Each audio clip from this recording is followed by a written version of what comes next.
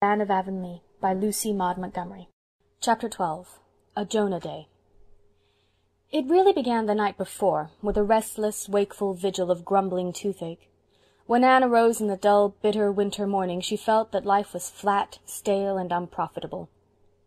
She went to school in no angelic mood. Her cheek was swollen and her face ached. The schoolroom was cold and smoky, for the fire refused to burn, and the children were huddled about it in shivering groups. Anne sent them to their seats with a sharper tone than she had ever used before.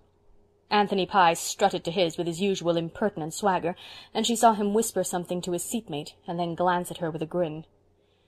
Never, so it seemed to Anne, had there been so many squeaky pencils as there were that morning, and when Barbara Shaw came up to the desk with a sum, she tripped over the coal scuttle with disastrous results. The coal rolled to every part of the room, her slate was broken into fragments, and when she picked herself up, her face, stained with coal dust, sent the boys into roars of laughter. Anne turned from the second reader class which she was hearing.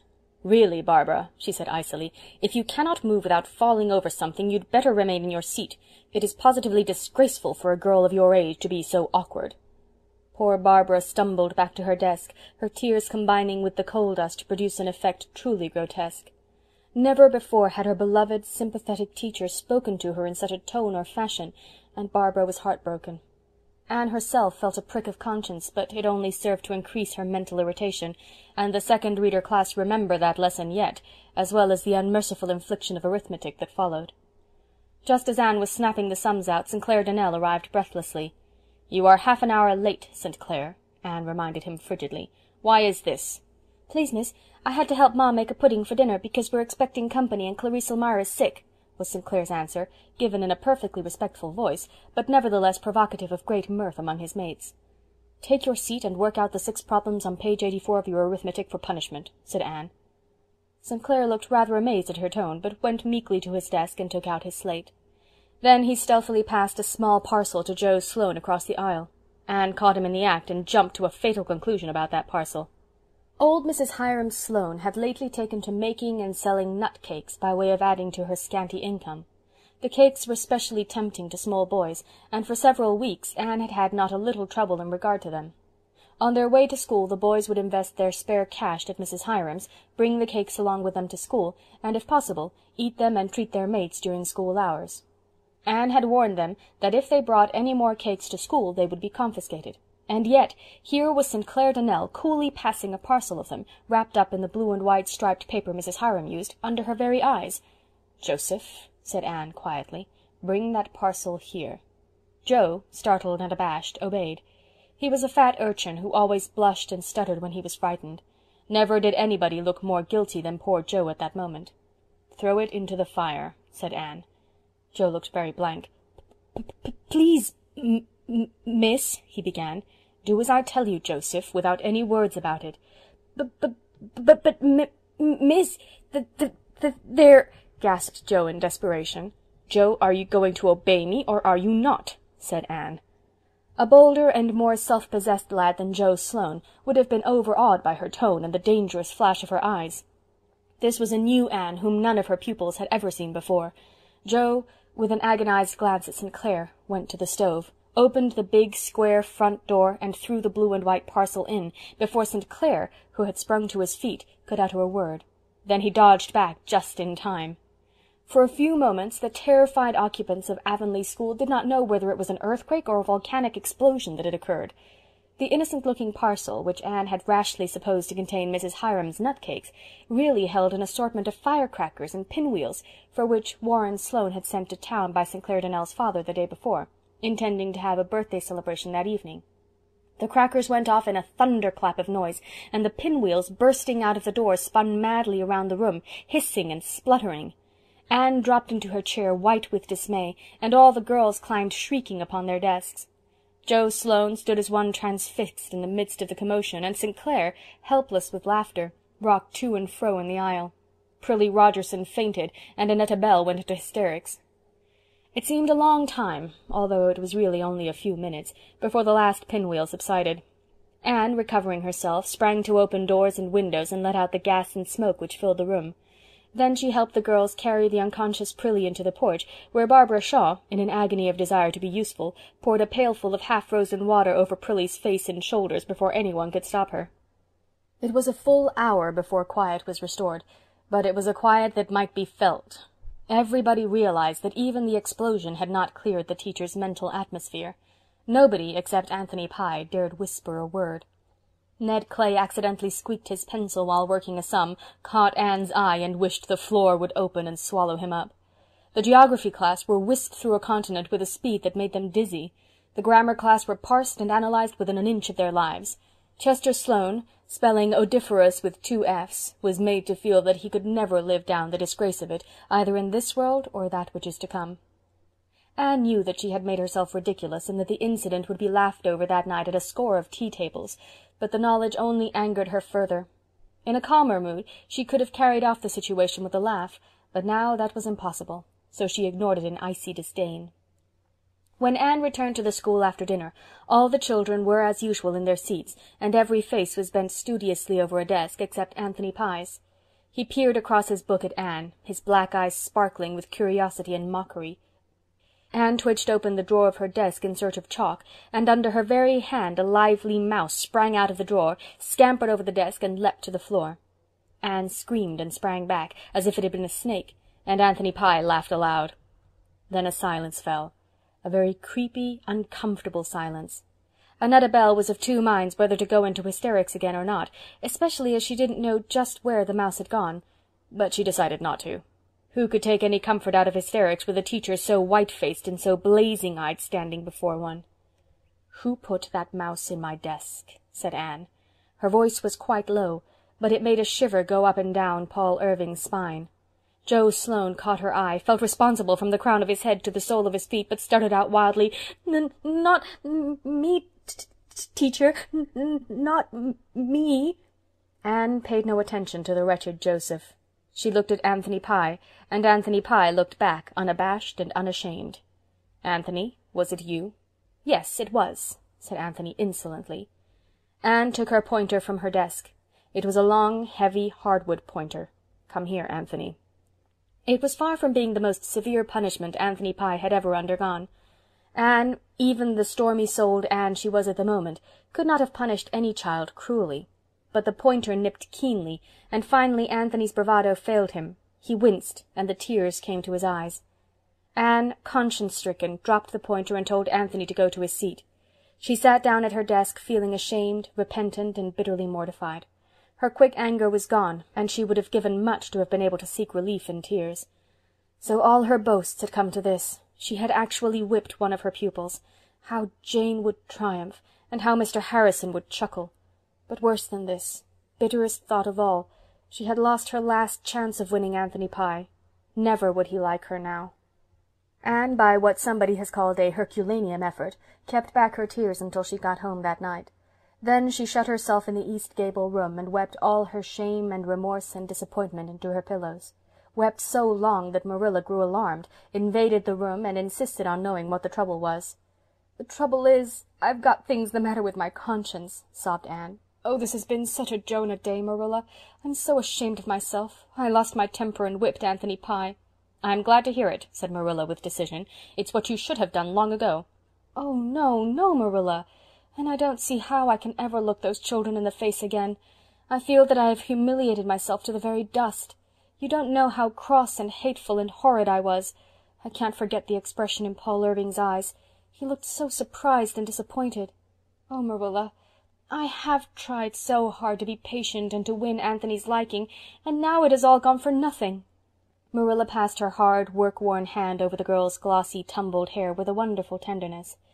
When Anne's sobs grew quieter, she said, very gently for her, "You take things too much to heart, Anne. We all make mistakes, but people forget them. And Jonah days come to everybody. As for Anthony Pye, why need you care if he does dislike you? He is the only one. I can't help it. I want everybody to love me, and it hurts me so when anybody doesn't. And Anthony never will now. Oh, I just made an idiot of myself today, Marilla. I'll tell you the whole story." Marilla listened to the whole story, and if she smiled at certain points of it, Anne never knew. When the tale was ended, she said briskly, Well, never mind. This day's done, and there's a new one coming tomorrow with no mistakes in it yet, as you used to say yourself. Just come downstairs and have your supper. You'll see if a good cup of tea and those plum puffs I made today won't hearten you up." "Plum puffs won't minister to a mind diseased," said Anne disconsolately, but Marilla thought it a good sign that she had recovered sufficiently to adapt a quotation. The cheerful supper table, with the twins' bright faces and Marilla's matchless plum puffs, of which Davy ate 4, did hearten her up considerably after all. She had a good sleep that night and awakened in the morning to find herself and the world transformed. It had snowed softly and thickly all through the hours of darkness, and the beautiful whiteness, glittering in the frosty sunshine, looked like a mantle of charity cast over all the mistakes and humiliations of the past. "Every morn is a fresh beginning, every morn is the world made new," sang Anne as she dressed. Owing to the snow she had to go around by the road to school, and she thought it was certainly an impish coincidence that Anthony Pye should come ploughing along just as she left the Green Gables lane. She felt as guilty as if their positions were reversed, but to her unspeakable astonishment Anthony not only lifted his cap, which he had never done before, but said easily, "Kind of bad walking, ain't it? Can I take those books for you, teacher?" Anne surrendered her books and wondered if she could possibly be awake. Anthony walked on in silence to the school, but when Anne took her book she smiled down at him, not the stereotyped, kind smile she had so persistently assumed for his benefit, but a sudden outflashing of good comradeship. Anthony smiled. No, if the truth be told, Anthony grinned back. A grin is not generally supposed to be a respectful thing, yet Anne suddenly felt that if she had not yet won Anthony's liking, she had, somehow or other, won his respect. Mrs. Rachel Lynde came up the next Saturday and confirmed this. "Well, Anne, I guess you've won over Anthony Pye, that's what. He says he believes you are some good after all, even if you are a girl. Says that whipping you gave him was just as good as a man's." "I never expected to win him by whipping him, though," said Anne a little mournfully, feeling that her ideals had played her false somewhere.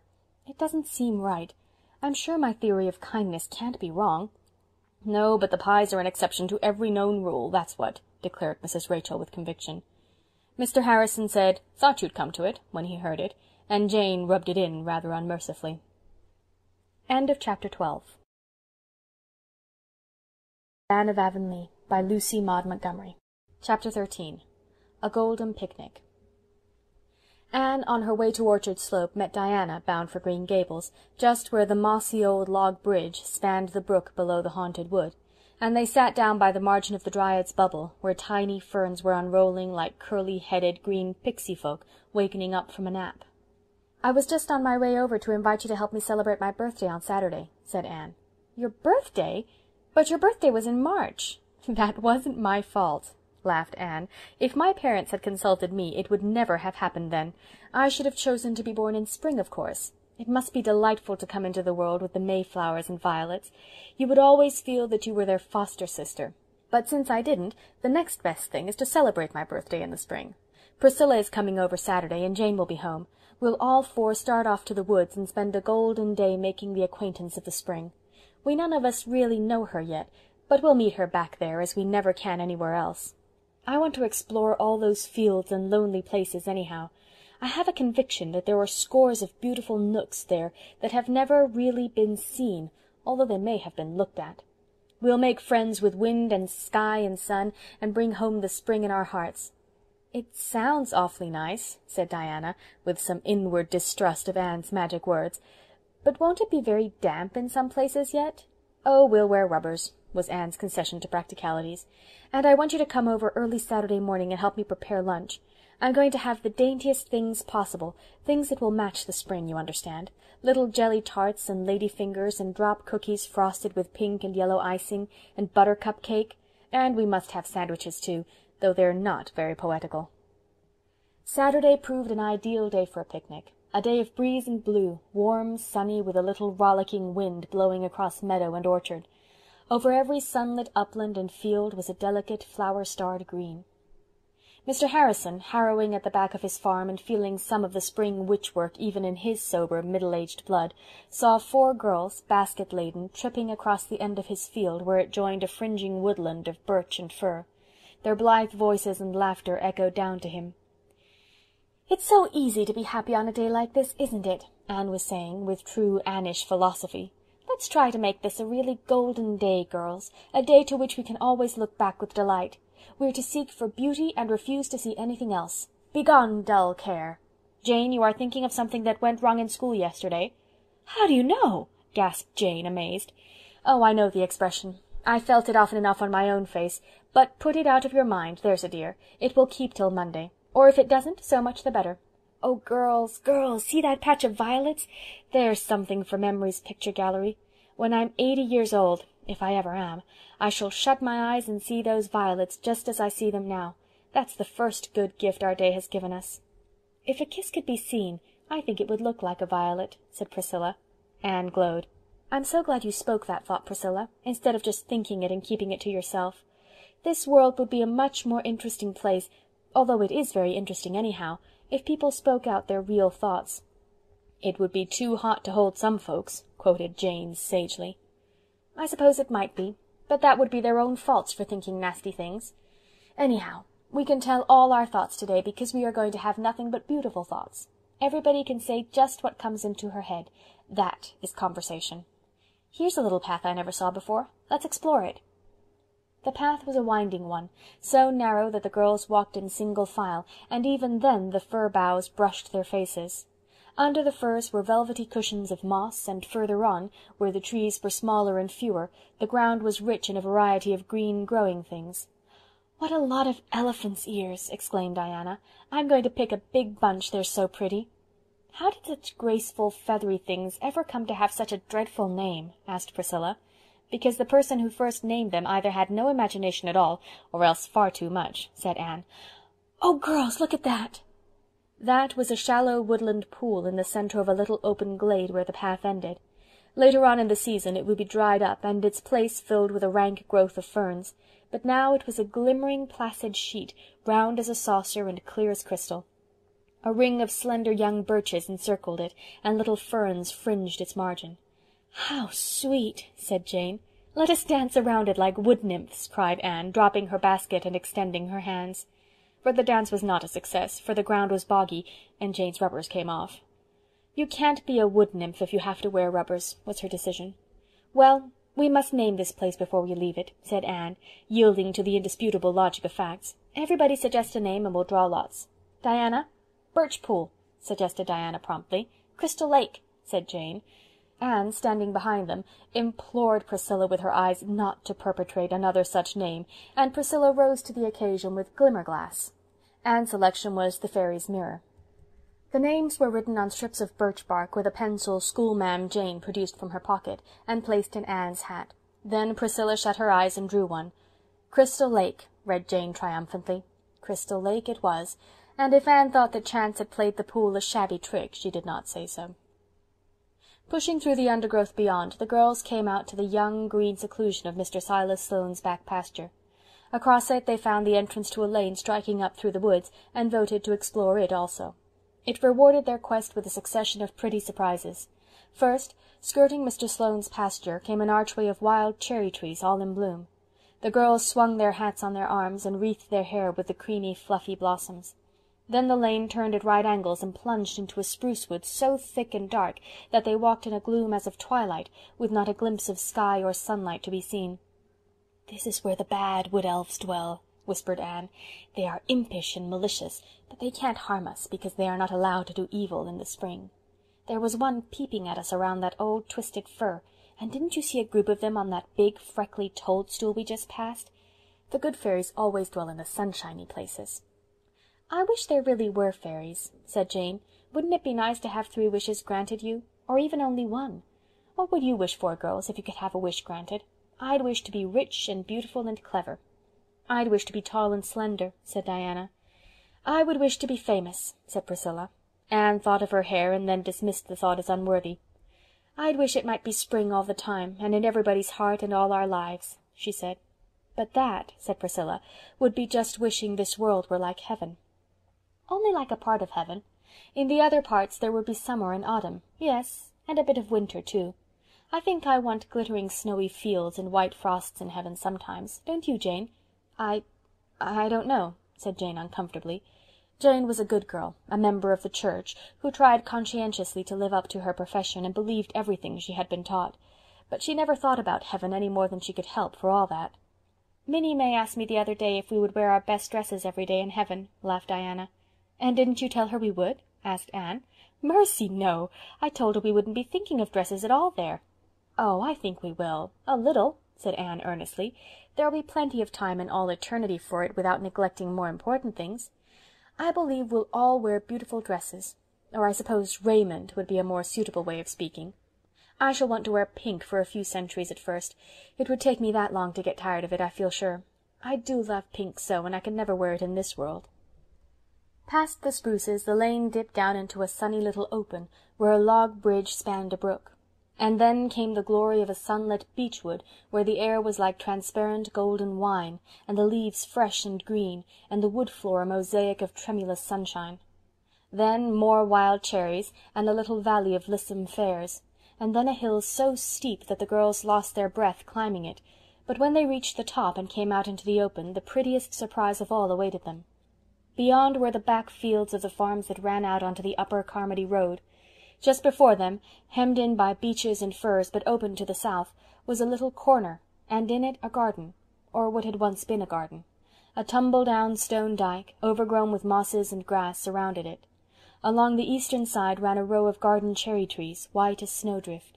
There were traces of old paths still, and a double line of rose-bushes through the middle, but all the rest of the space was a sheet of yellow and white narcissi, in their airiest, most lavish, wind-swayed bloom above the lush green grasses. "Oh, how perfectly lovely!" 3 of the girls cried. Anne only gazed in eloquent silence.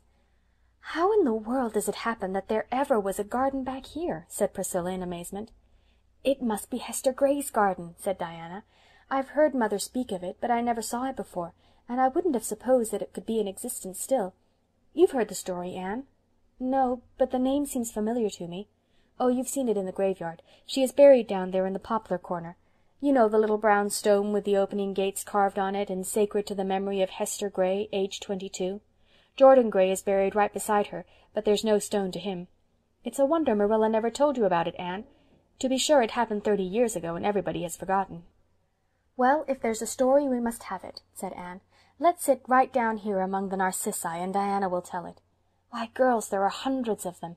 They've spread over everything. It looks as if the garden were carpeted with moonshine and sunshine combined. This is a discovery worth making. To think that I've lived within a mile of this place for 6 years and have never seen it before. Now, Diana." "Long ago," began Diana, "this farm belonged to old Mr. David Gray. He didn't live on it. He lived where Silas Sloane lives now. He had one son, Jordan, and he went up to Boston one winter to work, and while he was there he fell in love with a girl named Hester Murray. She was working in a store and she hated it. She'd been brought up in the country and she always wanted to get back. When Jordan asked her to marry him, she said she would if he'd take her away to some quiet spot where she'd see nothing but fields and trees. So he brought her to Avonlea. Mrs. Lynde said he was taking a fearful risk in marrying a Yankee, and it's certain that Hester was very delicate and a very poor housekeeper, but Mother says she was very pretty and sweet, and Jordan just worshipped the ground she walked on. Well, Mr. Gray gave Jordan this farm, and he built a little house back here, and Jordan and Hester lived in it for 4 years. She never went out much, and hardly anybody went to see her except Mother and Mrs. Lynde. Jordan made her this garden, and she was just crazy about it, and spent most of her time in it. She wasn't much of a housekeeper, but she had a knack with flowers. And then she got sick. Mother says she thinks she was in consumption before she ever came here. She never really laid up, but just grew weaker and weaker all the time. Jordan wouldn't have anybody to wait on her. He did it all himself, and Mother says he was as tender and gentle as a woman. Every day he'd wrap her in her shawl and carry her out to the garden, and she'd lie there on a bench quite happy. They say she used to make Jordan kneel down by her every night and morning and pray with her that she might die out in the garden when the time came. And her prayer was answered. One day Jordan carried her out to the bench, and then he picked all the roses that were out and heaped them over her, and she just smiled up at him and closed her eyes, and that, concluded Diana softly, was the end. "Oh, what a dear story," sighed Anne, wiping away her tears. "What became of Jordan?" asked Priscilla. "He sold the farm after Hester died and went back to Boston. Mr. Jabez Sloane bought the farm and hauled the little house out to the road. Jordan died about 10 years after, and he was brought home and buried beside Hester." "I can't understand how she could have wanted to live back here away from everything," said Jane. "Oh, I can easily understand that," said Anne thoughtfully. "I wouldn't want it myself for a steady thing because, Although I love the fields and woods, I love people too. But I can understand it in Hester. She was tired to death of the noise of the big city and the crowds of people always coming and going and caring nothing for her. She just wanted to escape from it all, to some still, green, friendly place where she could rest. And she got just what she wanted, which is something very few people do, I believe. She had 4 beautiful years before she died, 4 years of perfect happiness, so I think she was to be envied more than pitied. And then to shut your eyes and fall asleep among roses, with the one you loved best on earth smiling down at you. Oh, I think it was beautiful. "She set out those cherry trees over there," said Diana. "She told Mother she'd never live to eat their fruit, but she wanted to think that something she had planted would go on living and helping to make the world beautiful after she was dead." "I'm so glad we came this way," said Anne, the shining-eyed. "This is my adopted birthday, you know, and this garden and its story is the birthday gift it has given me. Did your mother ever tell you what Hester Gray looked like, Diana?" "No, only just that she was pretty." "I'm rather glad of that, because I can imagine what she looked like without being hampered by facts. I think she was very slight and small, with softly curling dark hair and big, sweet, timid brown eyes, and a little wistful, pale face." The girls left their baskets in Hester's garden and spent the rest of the afternoon rambling in the woods and fields surrounding it, discovering many pretty nooks and lanes. When they got hungry, they had lunch in the prettiest spot of all, on the steep bank of a gurgling brook where white birches shot up out of long, feathery grasses. The girls sat down by the roots and did full justice to Anne's dainties, even the unpoetical sandwiches being greatly appreciated by hearty, unspoiled appetites sharpened by all the fresh air and exercise they had enjoyed. Anne had brought glasses and lemonade for her guests, but for her own part drank cold brook water from a cup fashioned out of birch bark. The cup leaked, and the water tasted of earth, as brook water is apt to do in spring, but Anne thought it more appropriate to the occasion than lemonade. "Look, do you see that poem?" she said, suddenly pointing. "Where?" Jane and Diana stared, as if expecting to see runic rhymes on the birch trees. "There, down in the brook. That old green mossy log with the water flowing over it in those smooth ripples that look as if they'd been combed, and that single shaft of sunshine falling right athwart it, far down into the pool. Oh, it's the most beautiful poem I ever saw." "I should rather call it a picture," said Jane. "A poem is lines and verses." "Oh, dear me, no." Anne shook her head with its fluffy wild cherry coronal positively. "The lines and verses are only the outward garments of the poem, and are no more really it than your ruffles and flounces are you, Jane. The real poem is the soul within them, and that beautiful bit is the soul of an unwritten poem. It is not every day one sees a soul, even of a poem." "I wonder what a soul, a person's soul, would look like," said Priscilla dreamily. "Like that, I should think," answered Anne, pointing to a radiance of sifted sunlight streaming through a birch tree. "Only with shape and features, of course. I like to fancy souls as being made of light, and some are all shot through with rosy stains and quivers, and some have a soft glitter like moonlight on the sea, and some are pale and transparent, like mist at dawn." "I read somewhere that souls were like flowers," said Priscilla. "Then your soul is a golden narcissus," said Anne, "and Diana's is like a red, red rose. Jane's is an apple blossom, pink and wholesome and sweet. And your own is a white violet with purple streaks in its heart," finished Priscilla. Jane whispered to Diana that she really could not understand what they were talking about, could she? The girls went home by the light of a calm golden sunset, their baskets filled with narcissus blossoms from Hester's garden, some of which Anne carried to the cemetery next day and laid upon Hester's grave. Minstrel robins were whistling in the firs, and the frogs were singing in the marshes. All the basins among the hills were brimmed with topaz and emerald light. "Well, we have had a lovely time after all," said Diana, as if she had hardly expected to have it when she set out. "It has been a truly golden day," said Priscilla. "I'm really awfully fond of the woods myself," said Jane. Anne said nothing. She was looking afar into the western sky and thinking of little Hester Gray. End of Chapter 13. Anne of Avonlea, by Lucy Maud Montgomery. Chapter 14. A Danger Averted. Anne, walking home from the post office one Friday evening, was joined by Mrs. Lynde, who was, as usual, cumbered with all the cares of church and state. "I've just been down to Timothy Cotton's to see if I could get Alice Louise to help me for a few days," she said. "I had her last week, for, though she's too slow to stop quick, she's better than nobody. But she's sick and can't come. Timothy's sitting there, too, coughing and complaining. He's been dying for 10 years, and he'll go on dying for 10 years more. That kind can't even die and have done with it. They can't stick to anything, even to being sick long enough to finish it. They're a terrible shiftless family, and what is to become of them I don't know, but perhaps Providence does." Mrs. Lynde sighed, as if she rather doubted the extent of providential knowledge on the subject. "Marilla was in about her eyes again Tuesday, wasn't she? What did the specialist think of them?" she continued. "He was much pleased," said Anne brightly. "He says there was a great improvement in them, and he thinks the danger of her losing her sight completely is past, but he says she'll never be able to read much or do any fine handwork again. How are your preparations for your bazaar coming on?" The Ladies' Aid Society was preparing for a fair and supper, and Mrs. Lynde was the head and front of the enterprise. "Pretty well. And that reminds me, Mrs. Allen thinks it would be nice to fix up a booth like an old-time kitchen and serve a supper of baked beans, doughnuts, pie, and so on.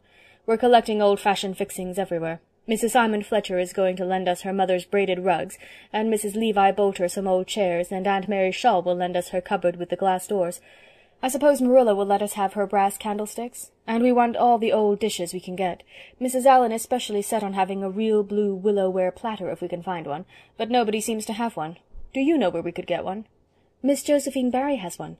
I'll write and ask her if she'll lend it for the occasion," said Anne. "Well, I wish you would. I guess we'll have the supper in about a fortnight's time. Uncle Abe Andrews is prophesying rain and storms for about that time, and that's a pretty sure sign we'll have fine weather."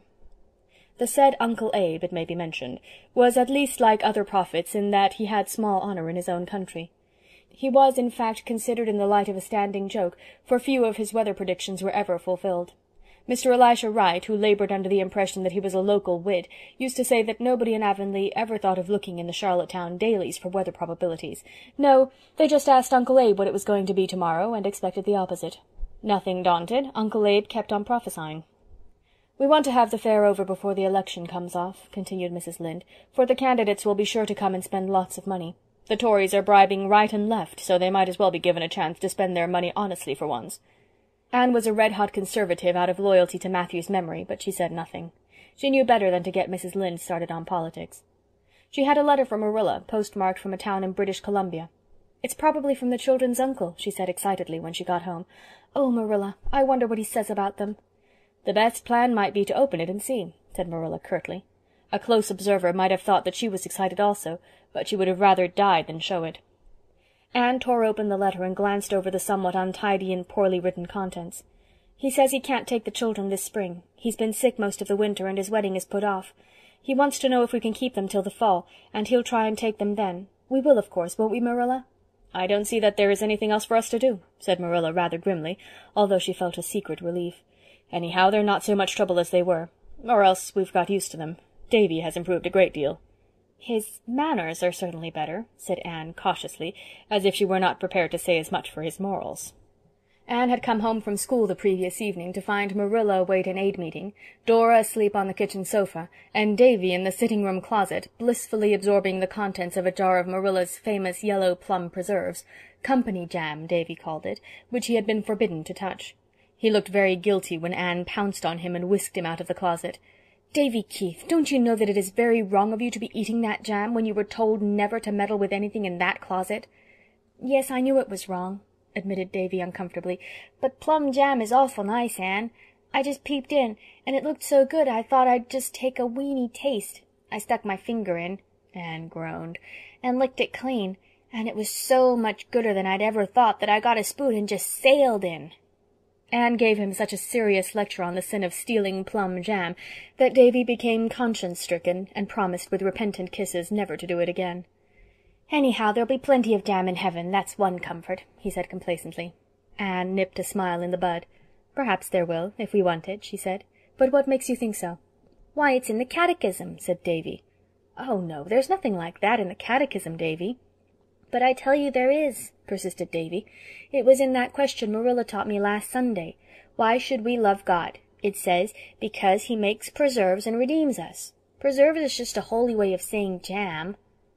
"I must get a drink of water," said Anne hastily.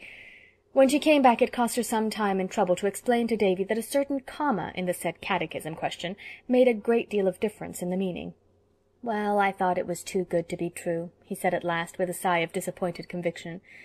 "And besides, I didn't see when he'd find time to make jam if it's one endless Sabbath day, as the hymn says. I don't believe I want to go to heaven. Won't there ever be any Saturdays in heaven, Anne?"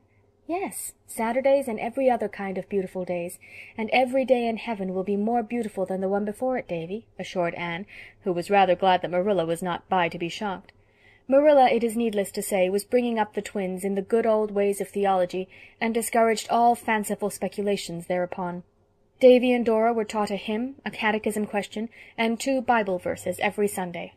Dora learned meekly and recited like a little machine, with perhaps as much understanding or interest as if she were one.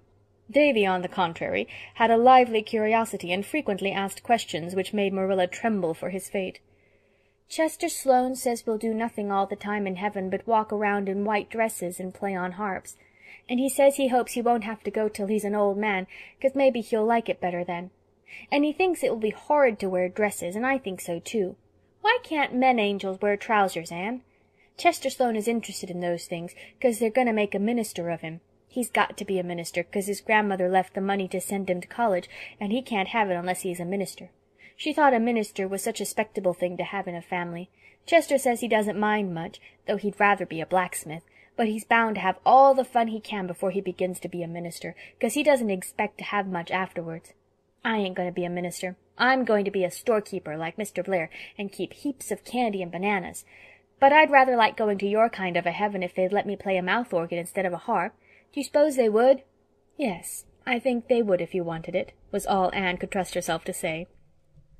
The Avis met at Mr. Harmon Andrews that evening, and a full attendance had been requested, since important business was to be discussed. The Avis was in a flourishing condition, and had already accomplished wonders. Early in the spring Mr. Major Spencer had redeemed his promise, and had stumped, graded, and seeded down all the road front of his farm. A dozen other men, some prompted by a determination not to let a Spencer get ahead of them, others goaded into action by improvers in their own households, had followed his example. The result was that there were long strips of smooth velvet turf where once had been unsightly undergrowth or brush. The farm fronts that had not been done looked so badly by contrast that their owners were secretly shamed into resolving to see what they could do another spring. The triangle of ground at the crossroads had also been cleared and seeded down, and Anne's bed of geraniums, unharmed by any marauding cow, was already set out in the centre. Altogether the improvers thought that they were getting on beautifully, even if Mr. Levi Boulter, tactfully approached by a carefully selected committee in regard to the old house on his upper farm, did bluntly tell them that he wasn't going to have it meddled with. At this special meeting they intended to draw up a petition to the school trustees, humbly praying that a fence be put around the school grounds, and a plan was also to be discussed for planting a few ornamental trees by the church, if the funds of the society would permit of it, for, as Anne said, there was no use in starting another subscription as long as the hall remained blue. The members were assembled in the Andrews parlor, and Jane was already on her feet to move the appointment of a committee which should find out and report on the price of said trees, when Gertie Pye swept in, pompadoured and frilled within an inch of her life. Gertie had a habit of being late, to make her entrance more effective, spiteful people said. Gertie's entrance in this instance was certainly effective, for she paused dramatically on the middle of the floor, threw up her hands, rolled her eyes, and exclaimed, "I've just heard something perfectly awful. What do you think? Mr. Judson Parker is going to rent all the road fence of his farm to a patent medicine company to paint advertisements on." For once in her life Gertie Pye made all the sensation she desired. If she had thrown a bomb among the complacent improvers, she could hardly have made more. "It can't be true," said Anne blankly. "That's just what I said when I heard it first, don't you know," said Gertie, who was enjoying herself hugely. "I said it couldn't be true, that Judson Parker wouldn't have the heart to do it, don't you know. But father met him this afternoon and asked him about it, and he said it was true. Just fancy, his farm is side on to the Newbridge Road, and how perfectly awful it will look to see advertisements of pills and plasters all along it, don't you know." The improvers did know, all too well. Even the least imaginative among them could picture the grotesque effect of half a mile of board fence adorned with such advertisements. All thought of church and school grounds vanished before this new danger. Parliamentary rules and regulations were forgotten, and Anne, in despair, gave up trying to keep minutes at all. Everybody talked at once, and fearful was the hubbub. "Oh, let us keep calm," implored Anne, who was the most excited of them all, "and try to think of some way of preventing him." "I don't know how you're going to prevent him," exclaimed Jane bitterly. "Everybody knows what Judson Parker is. He'd do anything for money. He hasn't a spark of public spirit or any sense of the beautiful." The prospect looked rather unpromising. Judson Parker and his sister were the only Parkers in Avonlea, so that no leverage could be exerted by family connections. Martha Parker was a lady of all too certain age, who disapproved of young people in general, and the improvers in particular. Judson was a jovial, smooth-spoken man, so uniformly good-natured and bland that it was surprising how few friends he had. Perhaps he had got the better in too many business transactions, which seldom makes for popularity.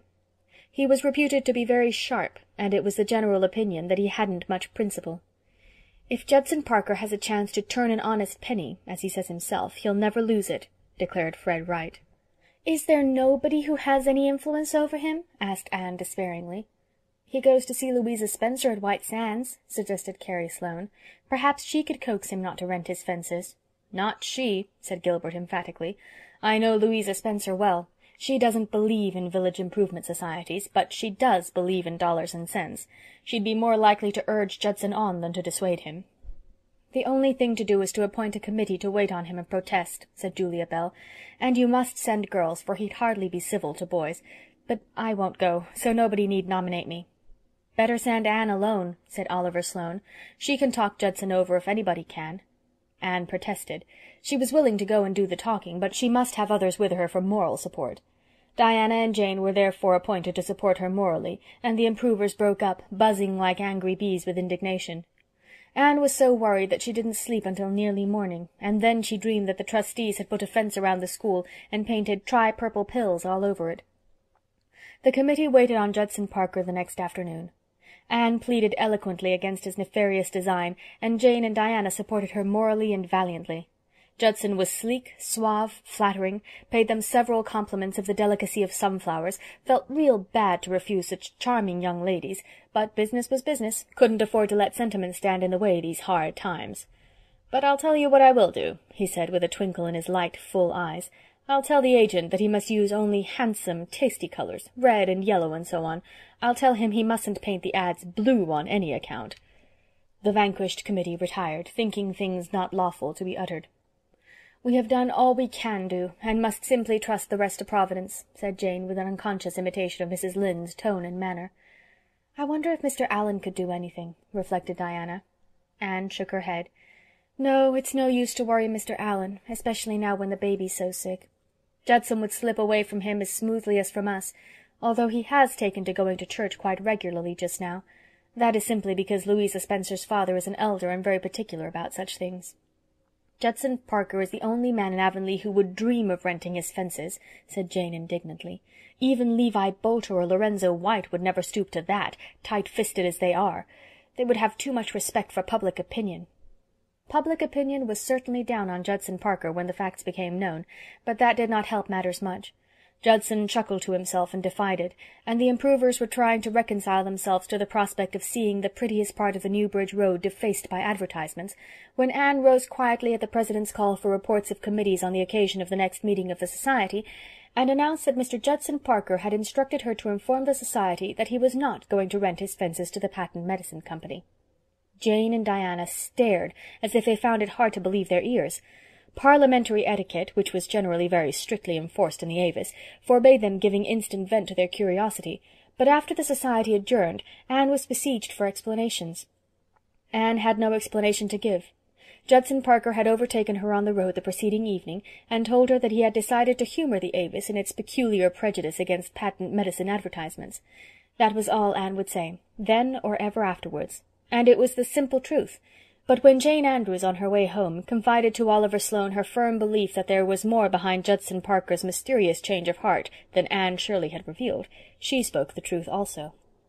Anne had been down to old Mrs. Irving's on the shore road the preceding evening, and had come home by a short cut which led her first over the low-lying shore fields, and then through the beechwood below Robert Dixon's by a little footpath that ran out of the main road just above the Lake of Shining Waters, known to unimaginative people as Barry's Pond. 2 men were sitting in their buggies, reined off to the side of the road, just at the entrance of the path. One was Judson Parker, the other was Jerry Corcoran, a Newbridge man against whom, as Mrs. Lynde would have told you in eloquent italics, nothing shady had ever been proved. He was an agent for agricultural implements, and a prominent personage in matters political.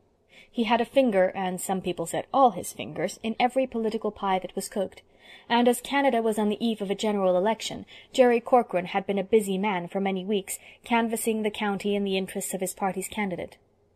Just as Anne emerged from under the overhanging beech boughs, she heard Corcoran say, "If you'll vote for Amesbury, Parker, well, I've a note for that pair of harrows you got in the spring.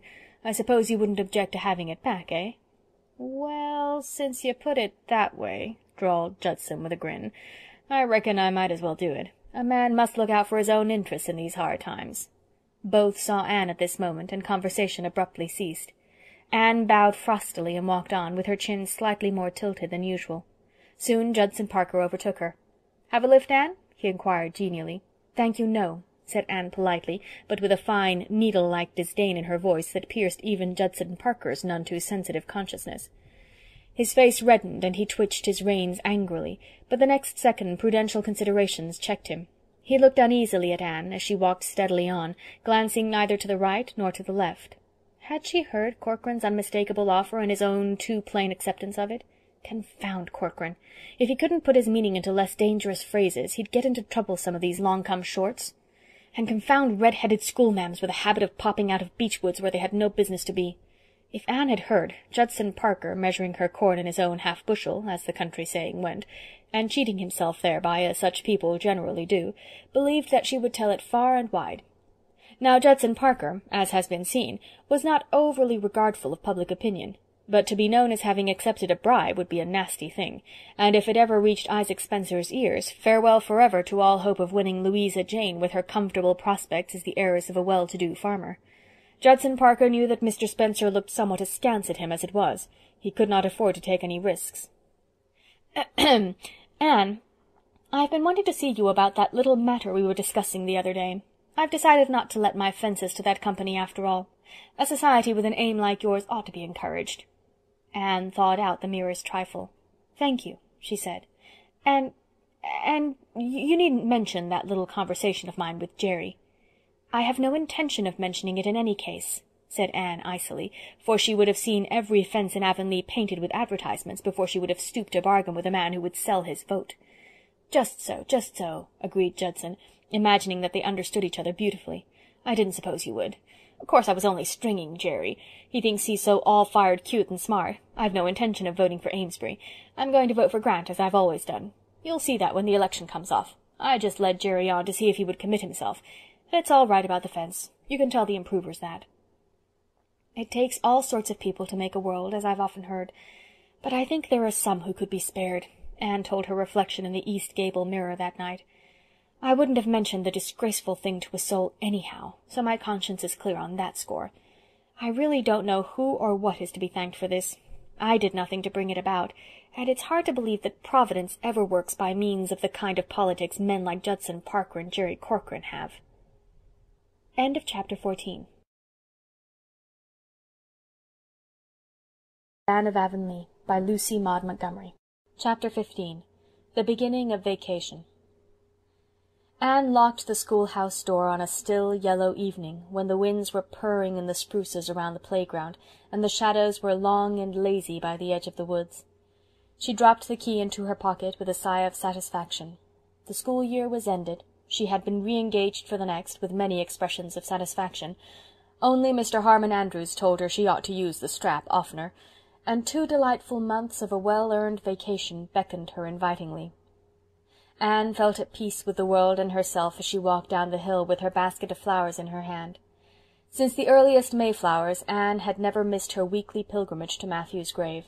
Every one else in Avonlea, except Marilla, had already forgotten quiet, shy, unimportant Matthew Cuthbert, but his memory was still green in Anne's heart, and always would be. She could never forget the kind old man who had been the first to give her the love and sympathy her starved childhood had craved. At the foot of the hill a boy was sitting on the fence in the shadow of the spruces, a boy with big, dreamy eyes and a beautiful, sensitive face. He swung down and joined Anne, smiling, but there were traces of tears on his cheeks. "I thought I'd wait for you, teacher, because I knew you were going to the graveyard," he said, slipping his hand into hers. "I'm going there, too. I'm taking this bouquet of geraniums to put on Grandpa Irving's grave for Grandma. And look, teacher, I'm going to put this bunch of white roses beside Grandpa's grave in memory of my little mother, because I can't go to her grave to put it there. But Don't you think she'll know all about it just the same?" "Yes, I'm sure she will, Paul. You see, teacher, it's just 3 years today since my little mother died. It's such a long, long time, but it hurts just as much as ever, and I miss her just as much as ever. Sometimes it seems to me that I just can't bear it, it hurts so." Paul's voice quivered and his lip trembled. He looked down at his roses, hoping that his teacher would not notice the tears in his eyes. "And yet," said Anne very softly, "you wouldn't want it to stop hurting. You wouldn't want to forget your little mother even if you could." "No, indeed I wouldn't. That's just the way I feel. You're so good at understanding, teacher. Nobody else understands so well, not even Grandma, although she's so good to me. Father understood pretty well, but still I couldn't talk much to him about Mother, because it made him feel so bad. When he put his hand over his face I always knew it was time to stop. Poor Father. He must be dreadfully lonesome without me, but you see, he has nobody but a housekeeper now, and he thinks housekeepers are no good to bring up little boys, especially when he has to be away from home so much on business. Grandmothers are better, next to mothers. Some day, when I'm brought up, I'll go back to Father, and we're never going to be parted again." Paul had talked so much to Anne about his mother and father that she felt as if she had known them. She thought his mother must have been very like what he was himself in temperament and disposition, and she had an idea that Stephen Irving was a rather reserved man with a deep and tender nature, which he kept hidden scrupulously from the world. "Father's not very easy to get acquainted with," Paul had said once. "I never got really acquainted with him until after my little mother died, but he's splendid when you do get to know him. I love him best in all the world, and Grandma Irving next, and then you, teacher. I'd love you next to Father if it wasn't my duty to love Grandma Irving best, because she's doing so much for me. You know, teacher. I wish she would leave the lamp in my room till I go to sleep, though.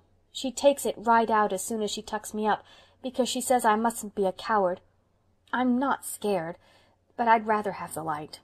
My little mother used to always sit beside me and hold my hand till I went to sleep.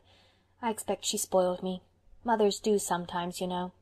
No, Anne did not know this, although she might imagine it. She thought sadly of her little mother, the mother who had thought her so perfectly beautiful, and who had died so long ago and was buried beside her boyish husband in that unvisited grave far away. Anne could not remember her mother, and for this reason she almost envied Paul. "My birthday is next week," said Paul, as they walked up the long red hill, basking in the June sunshine, "and Father wrote me that he is sending me something that he thinks I'll like better than anything else he could send. I believe it has come already, for Grandma is keeping the bookcase drawer locked, and that is something new. And when I asked her why, she just looked mysterious and said little boys mustn't be too curious. It's very exciting to have a birthday, isn't it? I'll be 11. You'd never think it to look at me, would you? Grandma says I'm very small for my age, and that it's all because I don't eat enough porridge. I do my very best, but Grandma gives such generous platefuls. There's nothing mean about Grandma, I can tell you. Ever since I had that talk about praying going home from Sunday school that day, teacher, when you said we ought to pray about all our difficulties, I've prayed every night that God would give me enough grace to enable me to eat every bit of my porridge in the mornings, but I've never been able to do it yet, and whether it's because I have too little grace or too much porridge, I really can't decide. Grandma says Father was brought up on porridge, and it certainly did work well in his case, for you ought to see the shoulders he has. But sometimes, concluded Paul with a sigh and a meditative air, I really think porridge will be the death of me. Anne permitted herself a smile, since Paul was not looking at her. All Avonlea knew that old Mrs. Irving was bringing her grandson up in accordance with the good old-fashioned methods of diet and morals. "Let us hope not, dear," she said cheerfully. "How are your Rock people coming on? Does the oldest twin still continue to behave himself?" "He has to," said Paul emphatically. "He knows I won't associate with him if he doesn't. He is really full of wickedness, I think." "And has Nora found out about the Golden Lady yet?" "No, but I think she suspects. I'm almost sure she watched me the last time I went to the cave.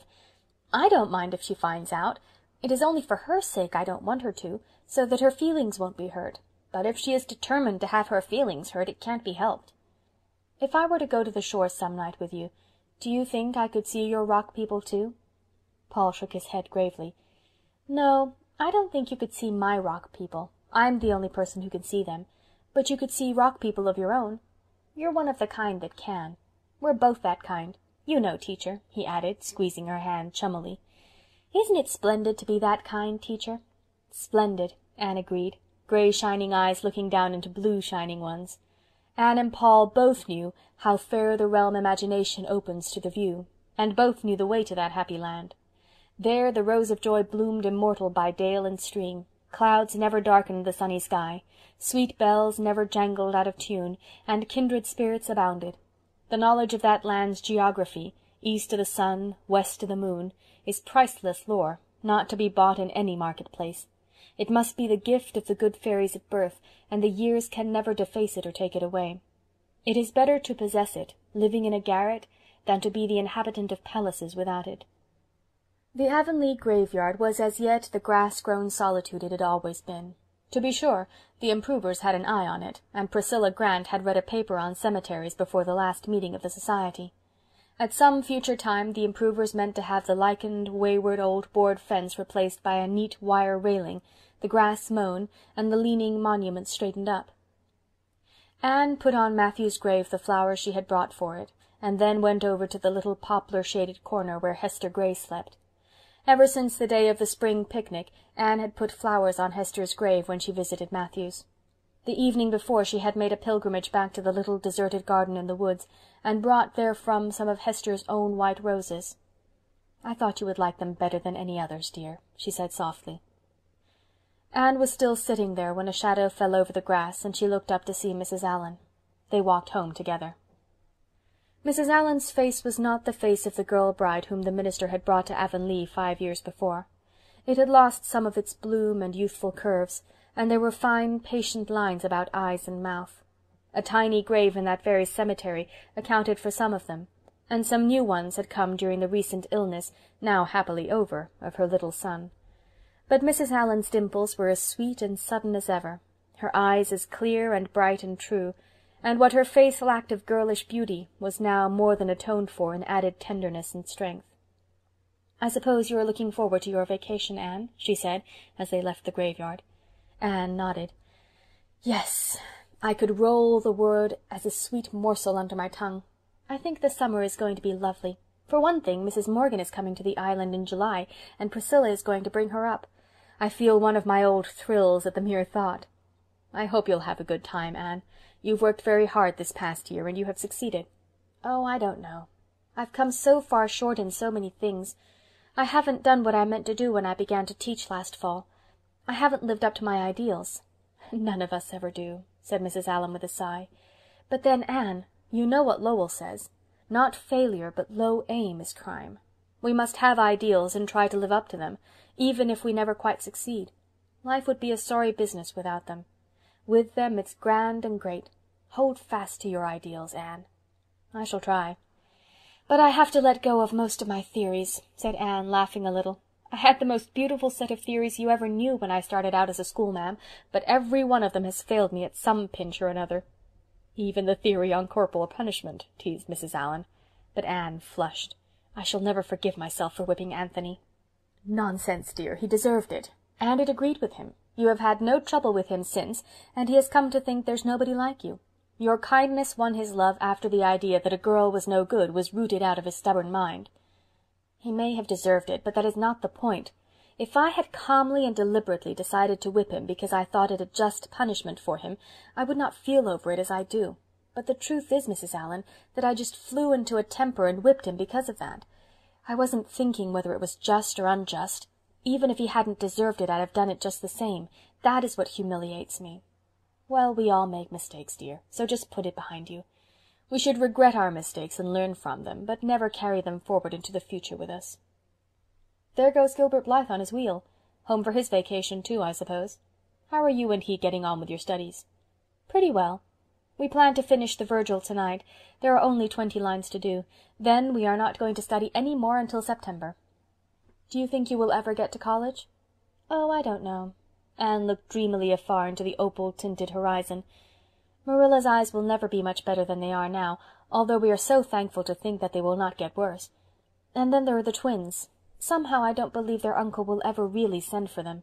Perhaps college may be around the bend in the road, but I haven't got to the bend yet, and I don't think much about it lest I might grow discontented." "Well, I should like to see you go to college, Anne. But if you never do, don't be discontented about it. We make our own lives wherever we are, after all. College can only help us to do it more easily. They are broad or narrow according to what we put into them, not what we get out. Life is rich and full here, everywhere, if we can only learn how to open our whole hearts to its richness and fullness." "I think I understand what you mean," said Anne thoughtfully, "and I know I have so much to feel thankful for. Oh, so much. My work, and Paul Irving, and the dear twins, and all my friends. Do you know, Mrs. Allan, I'm so thankful for friendship. It beautifies life so much." "True friendship is a very helpful thing indeed," said Mrs. Allan, "and we should have a very high ideal of it, and never sully it by any failure in truth and sincerity. I fear the name of friendship is often degraded to a kind of intimacy that has nothing of real friendship in it. Yes, like Gertie Pye's and Julia Bell's. They are very intimate and go everywhere together, but Gertie is always saying nasty things of Julia behind her back, and everybody thinks she is jealous of her because she is always so pleased when anybody criticizes Julia. I think it is desecration to call that friendship. If we have friends, we should look only for the best in them, and give them the best that is in us, don't you think? Then friendship would be the most beautiful thing in the world." "Friendship is beautiful," smiled Mrs. Allan, "but some day—" Then she paused abruptly. In the delicate white-browed face beside her, with its candid eyes and mobile features, there was still far more of the child than of the woman. Anne's heart so far harbored only dreams of friendship and ambition, and Mrs. Allan did not wish to brush the bloom from her sweet unconsciousness. So she left her sentence for the future years to finish. End of chapter 15. Anne of Avonlea, by Lucy Maud Montgomery. Chapter 16. The Substance of Things Hoped For.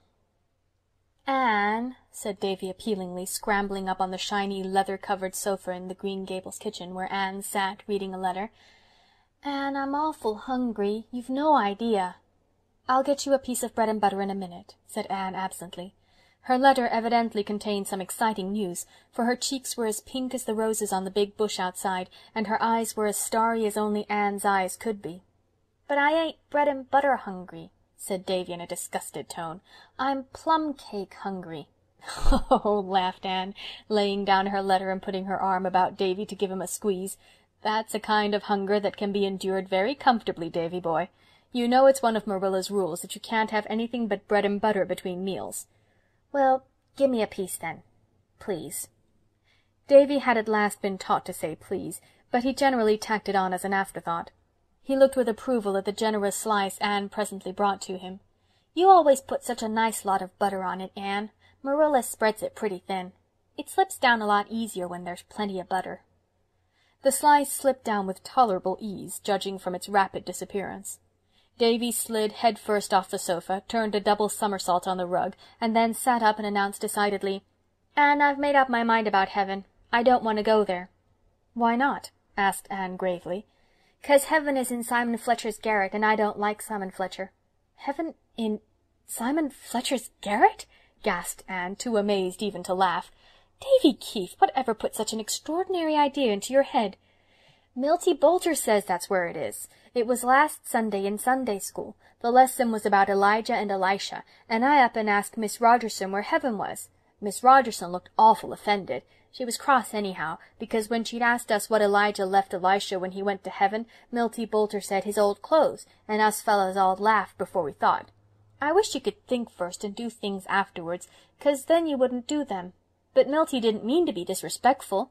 He just couldn't think of the name of the thing. Miss Rogerson says heaven was where God was, and I wasn't to ask questions like that. Milty nudged me and said in a whisper, 'Heaven's in Uncle Simon's garret, and I'll explain about it on the way home.' So when we was coming home he explained.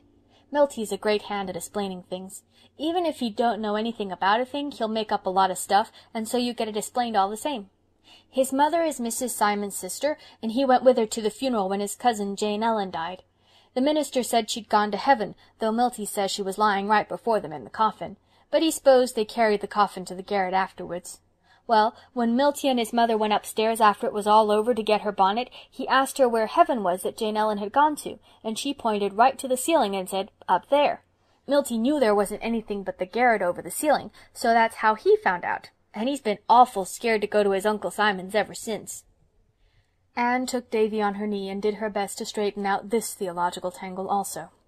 She was much better fitted for the task than Marilla, for she remembered her own childhood and had an instinctive understanding of the curious ideas that 7-year-olds sometimes get about matters that are, of course, very plain and simple to grown-up people. She had just succeeded in convincing Davy that heaven was not in Simon Fletcher's garret when Marilla came in from the garden, where she and Dora had been picking peas. Dora was an industrious little soul, and never happier than when helping in various small tasks suited to her chubby fingers. She fed chickens, picked up chips, wiped dishes, and ran errands galore. She was neat, faithful, and observant.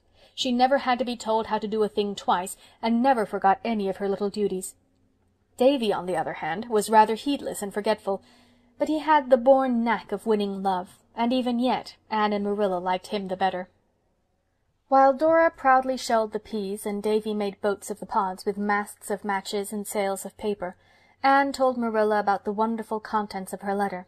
"Oh, Marilla, what do you think?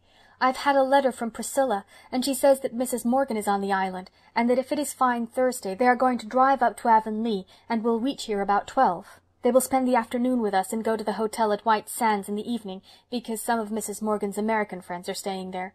Oh, Marilla, isn't it wonderful? I can hardly believe I'm not dreaming." "I dare say Mrs. Morgan is a lot like other people," said Marilla dryly, although she did feel a trifle excited herself. Mrs. Morgan was a famous woman, and a visit from her was no commonplace occurrence. "They'll be here to dinner, then?" "Yes, and oh, Marilla, may I cook every bit of the dinner myself? I want to feel that I can do something for the author of the Rosebud Garden, if it is only to cook a dinner for her. You won't mind, will you?" "Goodness, I'm not so fond of stewing over a hot fire in July that it would vex me very much to have someone else do it. You're quite welcome to the job." "Oh, thank you," said Anne, as if Marilla had just conferred a tremendous favor. "I'll make out the menu this very night." "You'd better not try to put on too much style," warned Marilla, a little alarmed by the high-flown sound of menu. "You'll likely come to grief if you do." "Oh, I'm not going to put on any style, if you mean trying to do or have things we don't usually have on festal occasions," assured Anne. "That would be affectation, and although I know I haven't as much sense and steadiness as a girl of 17 and a schoolteacher ought to have, I'm not so silly as that. But I want to have everything as nice and dainty as possible. Davy boy, don't leave those pea pods on the back stairs. Someone might slip on them." "I'll have a light soup to begin with. You know I can make lovely cream of onion soup, and then a couple of roast fowls. I'll have the 2 white roosters. I have real affection for those roosters, and they've been pets ever since the gray hen hatched out just the 2 of them, little balls of yellow down. But I knew they would have to be sacrificed sometime, and surely there couldn't be a worthier occasion than this. But, oh, Marilla, I cannot kill them, not even for Mrs. Morgan's sake. I'll have to ask John Henry Carter to come over and do it for me." "I'll do it," volunteered Davy, "if Marilla'll hold them by the legs, 'cause I guess it'd take both my hands to manage the axe. It's awful jolly to see them hopping about after their heads are cut off." "Then I'll have peas and beans and creamed potatoes and a lettuce salad for vegetables," resumed Anne, "and for dessert, lemon pie with whipped cream, and coffee and cheese and ladyfingers. I'll make the pies and ladyfingers tomorrow, and do up my white muslin dress. And I must tell Diana tonight, for she'll want to do up hers. Mrs. Morgan's heroines are nearly always dressed in white muslin, and Diana and I have always resolved that that was what we would wear if we ever met her. It will be such a delicate compliment, don't you think? Davy, dear, you mustn't poke pea pods into the cracks of the floor. I must ask Mr. and Mrs. Allen and Miss Stacy to dinner, too, for they're all very anxious to meet Mrs. Morgan. It's so fortunate she's coming while Miss Stacy is here. Davy, dear, don't sail the pea pods in the water bucket. Go out to the trough. Oh, I do hope it will be fine Thursday. And I think it will, for Uncle Abe said last night when he called at Mr. Harrison's that it was going to rain most of this week." "That's a good sign," agreed Marilla. Anne ran across to Orchard Slope that evening to tell the news to Diana, who was also very much excited over it, and they discussed the matter in the hammock swung under the big willow in the Barry garden. "Oh, Anne, mayn't I help you cook the dinner?" implored Diana. "You know I can make splendid lettuce salad." "Indeed you may," said Anne unselfishly. "And I shall want you to help me decorate, too. I mean to have the parlor simply a bower of blossoms, and the dining table is to be adorned with wild roses. Oh, I do hope everything will go smoothly. Mrs. Morgan's heroines never get into scrapes or are taken at a disadvantage, and they are always so self-possessed and such good housekeepers. They seem to be born good housekeepers. You remember that Gertrude in Edgewood days kept house for her father when she was only 8 years old. When I was 8 years old, I hardly knew how to do a thing except bring up children. Mrs. Morgan must be an authority on girls when she has written so much about them, and I do want her to have a good opinion of us. I've imagined it all out a dozen different ways, what she'll look like, and what she'll say, and what I'll say, and I'm so anxious about my nose. There are 7 freckles on it, as you can see. They came at the Avis picnic, when I went around in the sun without my hat. I suppose it's ungrateful of me to worry over them, when I should be thankful they're not spread all over my face as they once were. But I do wish they hadn't come. All Mrs. Morgan's heroines have such perfect complexions. I can't recall a freckled one among them. Yours are not very noticeable, comforted Diana. Try a little lemon juice on them tonight. The next day Anne made her pies and lady-fingers, did up her muslin dress, and swept and dusted every room in the house, a quite unnecessary proceeding, for Green Gables was, as usual, in the apple-pie order dear to Marilla's heart. But Anne felt that a fleck of dust would be a desecration in a house that was to be honoured by a visit from Charlotte E. Morgan. She even cleaned out the catch-all closet under the stairs, although there was not the remotest possibility of Mrs. Morgan seeing its interior. "But I want to feel that it is in perfect order, even if she isn't to see it," Anne told Marilla. "You know, in her book Golden Keys she makes her 2 heroines, Alice and Louisa, take for their motto that verse of Longfellow's, 'In the elder days of art builders wrought with greatest care each minute and unseen part, for the gods see everywhere.' And so they always kept their cellar stairs scrubbed, and never forgot to sweep under the beds. I should have a guilty conscience if I thought this closet was in disorder when Mrs. Morgan was in the house. Ever since we read Golden Keys last April, Diana and I have taken that verse for our motto, too." That night John Henry Carter and Davy between them contrived to execute the 2 white roosters, and Anne dressed them, the usually distasteful task glorified in her eyes by the destination of the plump birds. "I don't like picking fowls," she told Marilla, "but isn't it fortunate we don't have to put our souls into what our hands may be doing? I've been picking chickens with my hands, but in imagination I've been roaming the Milky Way." "I thought you'd scattered more feathers over the floor than usual," remarked Marilla. Then Anne put Davy to bed and made him promise that he would behave perfectly the next day. "If I'm as good can be all day tomorrow, will you let me be just as bad as I like all the next day?" asked Davy. "I couldn't do that," said Anne discreetly, "but I'll take you and Dora for a row in the flat right to the bottom of the pond, and we'll go ashore on the sandhills and have a picnic." "It's a bargain," said Davy. "I'll be good, you bet. I meant to go over to Mr. Harrison's and fire peas from my new pop gun at Ginger, but another day'll do as well. I expect it will be just like Sunday, but a picnic at the shore'll make up for that." End of Chapter 16. Anne of Avonlea by Lucy Maud Montgomery. Chapter 17. A Chapter of Accidents. Anne woke 3 times in the night and made pilgrimages to her window to make sure that Uncle Abe's prediction was not coming true. Finally the morning dawned pearly and lustrous in a sky full of silver sheen and radiance, and the wonderful day had arrived. Diana appeared soon after breakfast, with a basket of flowers over one arm, and her muslin dress over the other, for it would not do to don it until all the dinner preparations were completed. Meanwhile she wore her afternoon pink print, and a lawn apron fearfully and wonderfully ruffled and frilled, and very neat and pretty and rosy she was. "You look simply sweet," said Anne admiringly. Diana sighed. "But I've had to let out every one of my dresses again. I weigh 4 pounds more than I did in July. And where will this end? Mrs. Morgan's heroines are all tall and slender." "Well, let's forget our troubles and think of our mercies," said Anne gaily.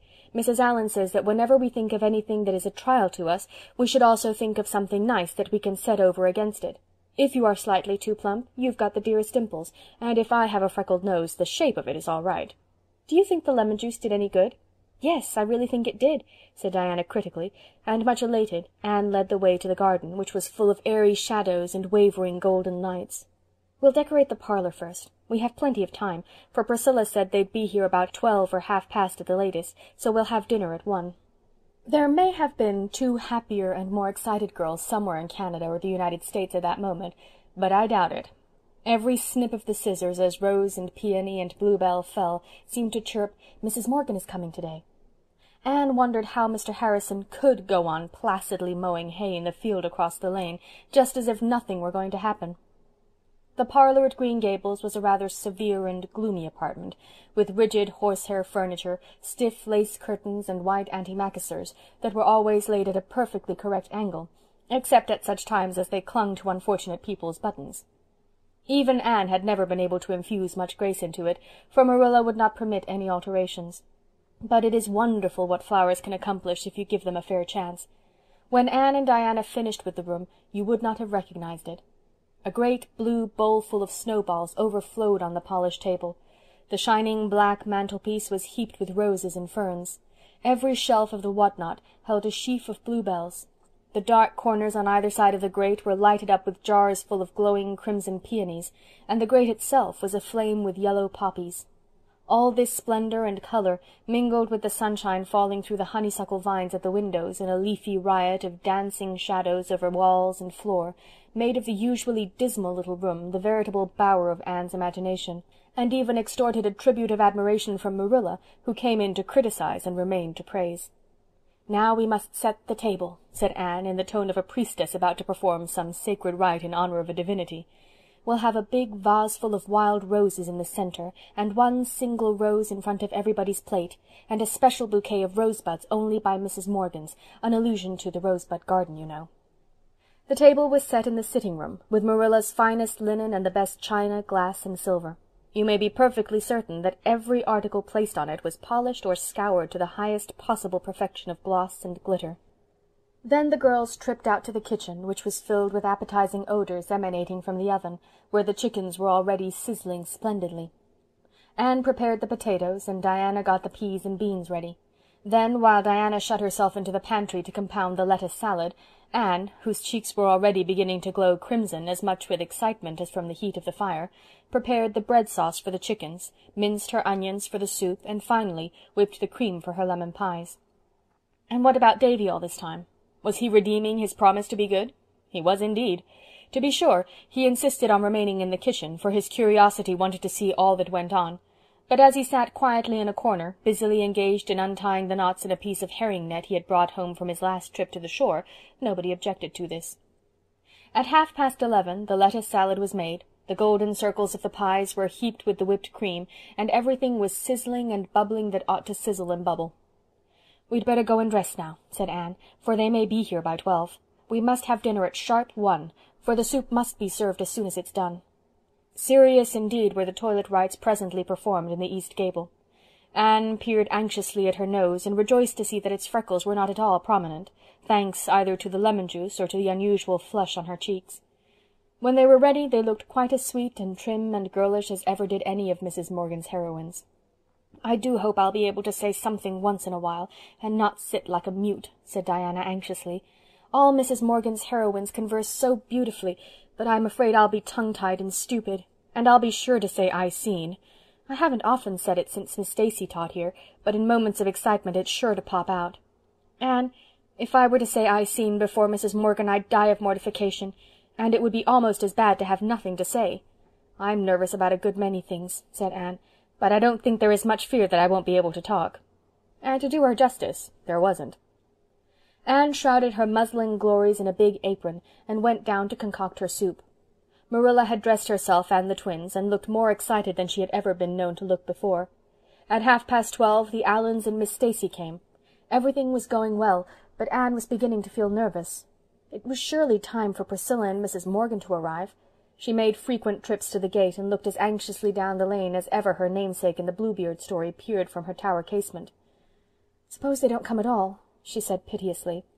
"Don't suppose it. It would be too mean," said Diana, who, however, was beginning to have uncomfortable misgivings on the subject. "Anne," said Marilla, coming out from the parlor, "Miss Stacy wants to see Miss Barry's willow-ware platter." Anne hastened to the sitting-room closet to get the platter.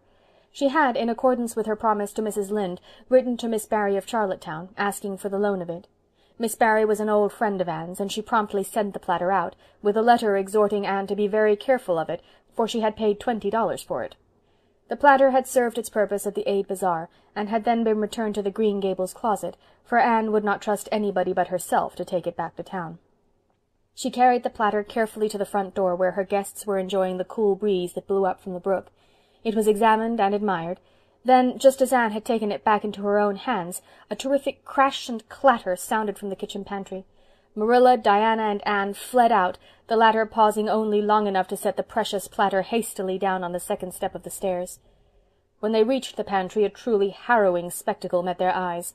a guilty-looking small boy scrambling down from the table with his clean-print blouse liberally plastered with yellow filling, and on the table the shattered remnants of what had been 2 brave, becreamed lemon pies.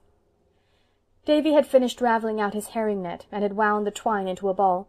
Then he had gone into the pantry to put it up on the shelf above the table, where he already kept a score or so of similar balls, which, so far as could be discovered, served no useful purpose save to yield the joy of possession.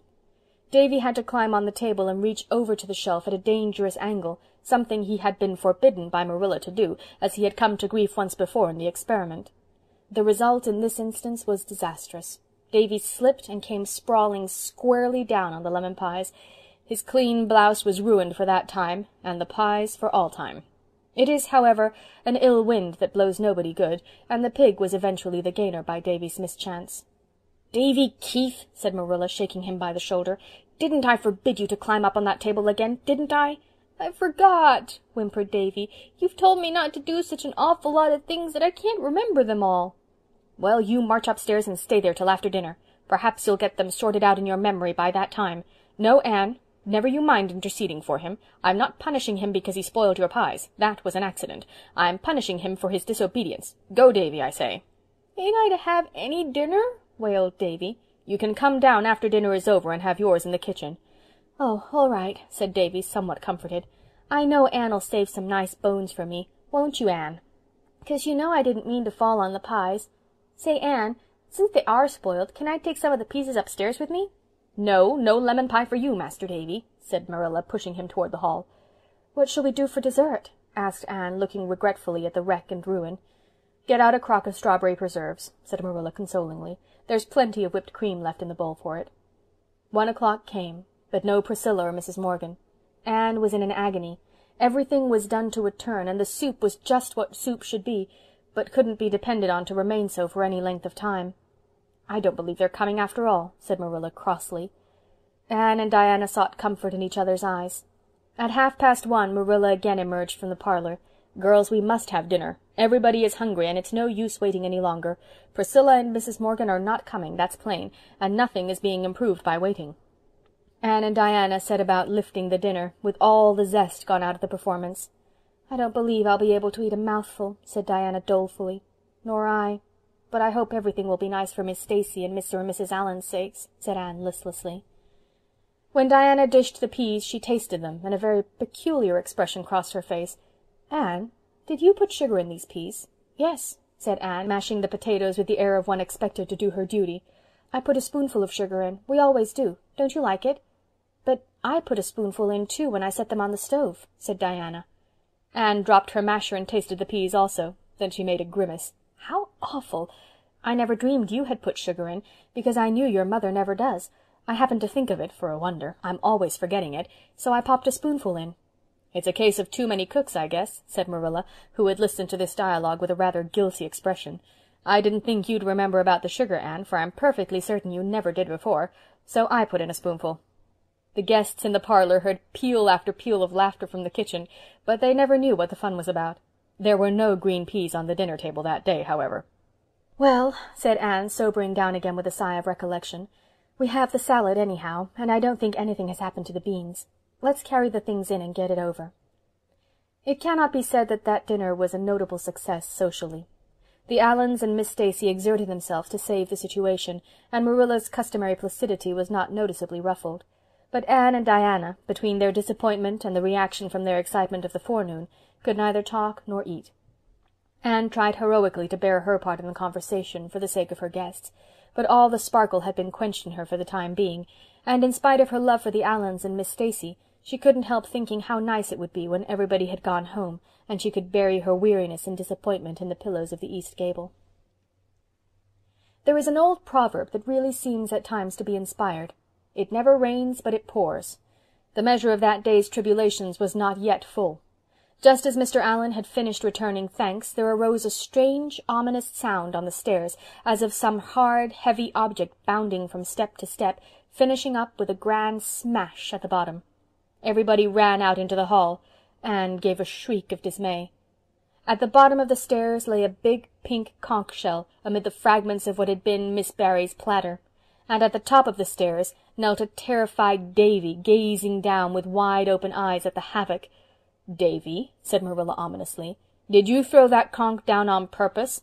"No, I never did," whimpered Davy. "I was just kneeling here, quiet as quiet, to watch you folks through the banisters, and my foot struck that old thing and pushed it off, and I'm awful hungry, and I do wish you'd lick a fellow and have done with it instead of always sending him upstairs to miss all the fun."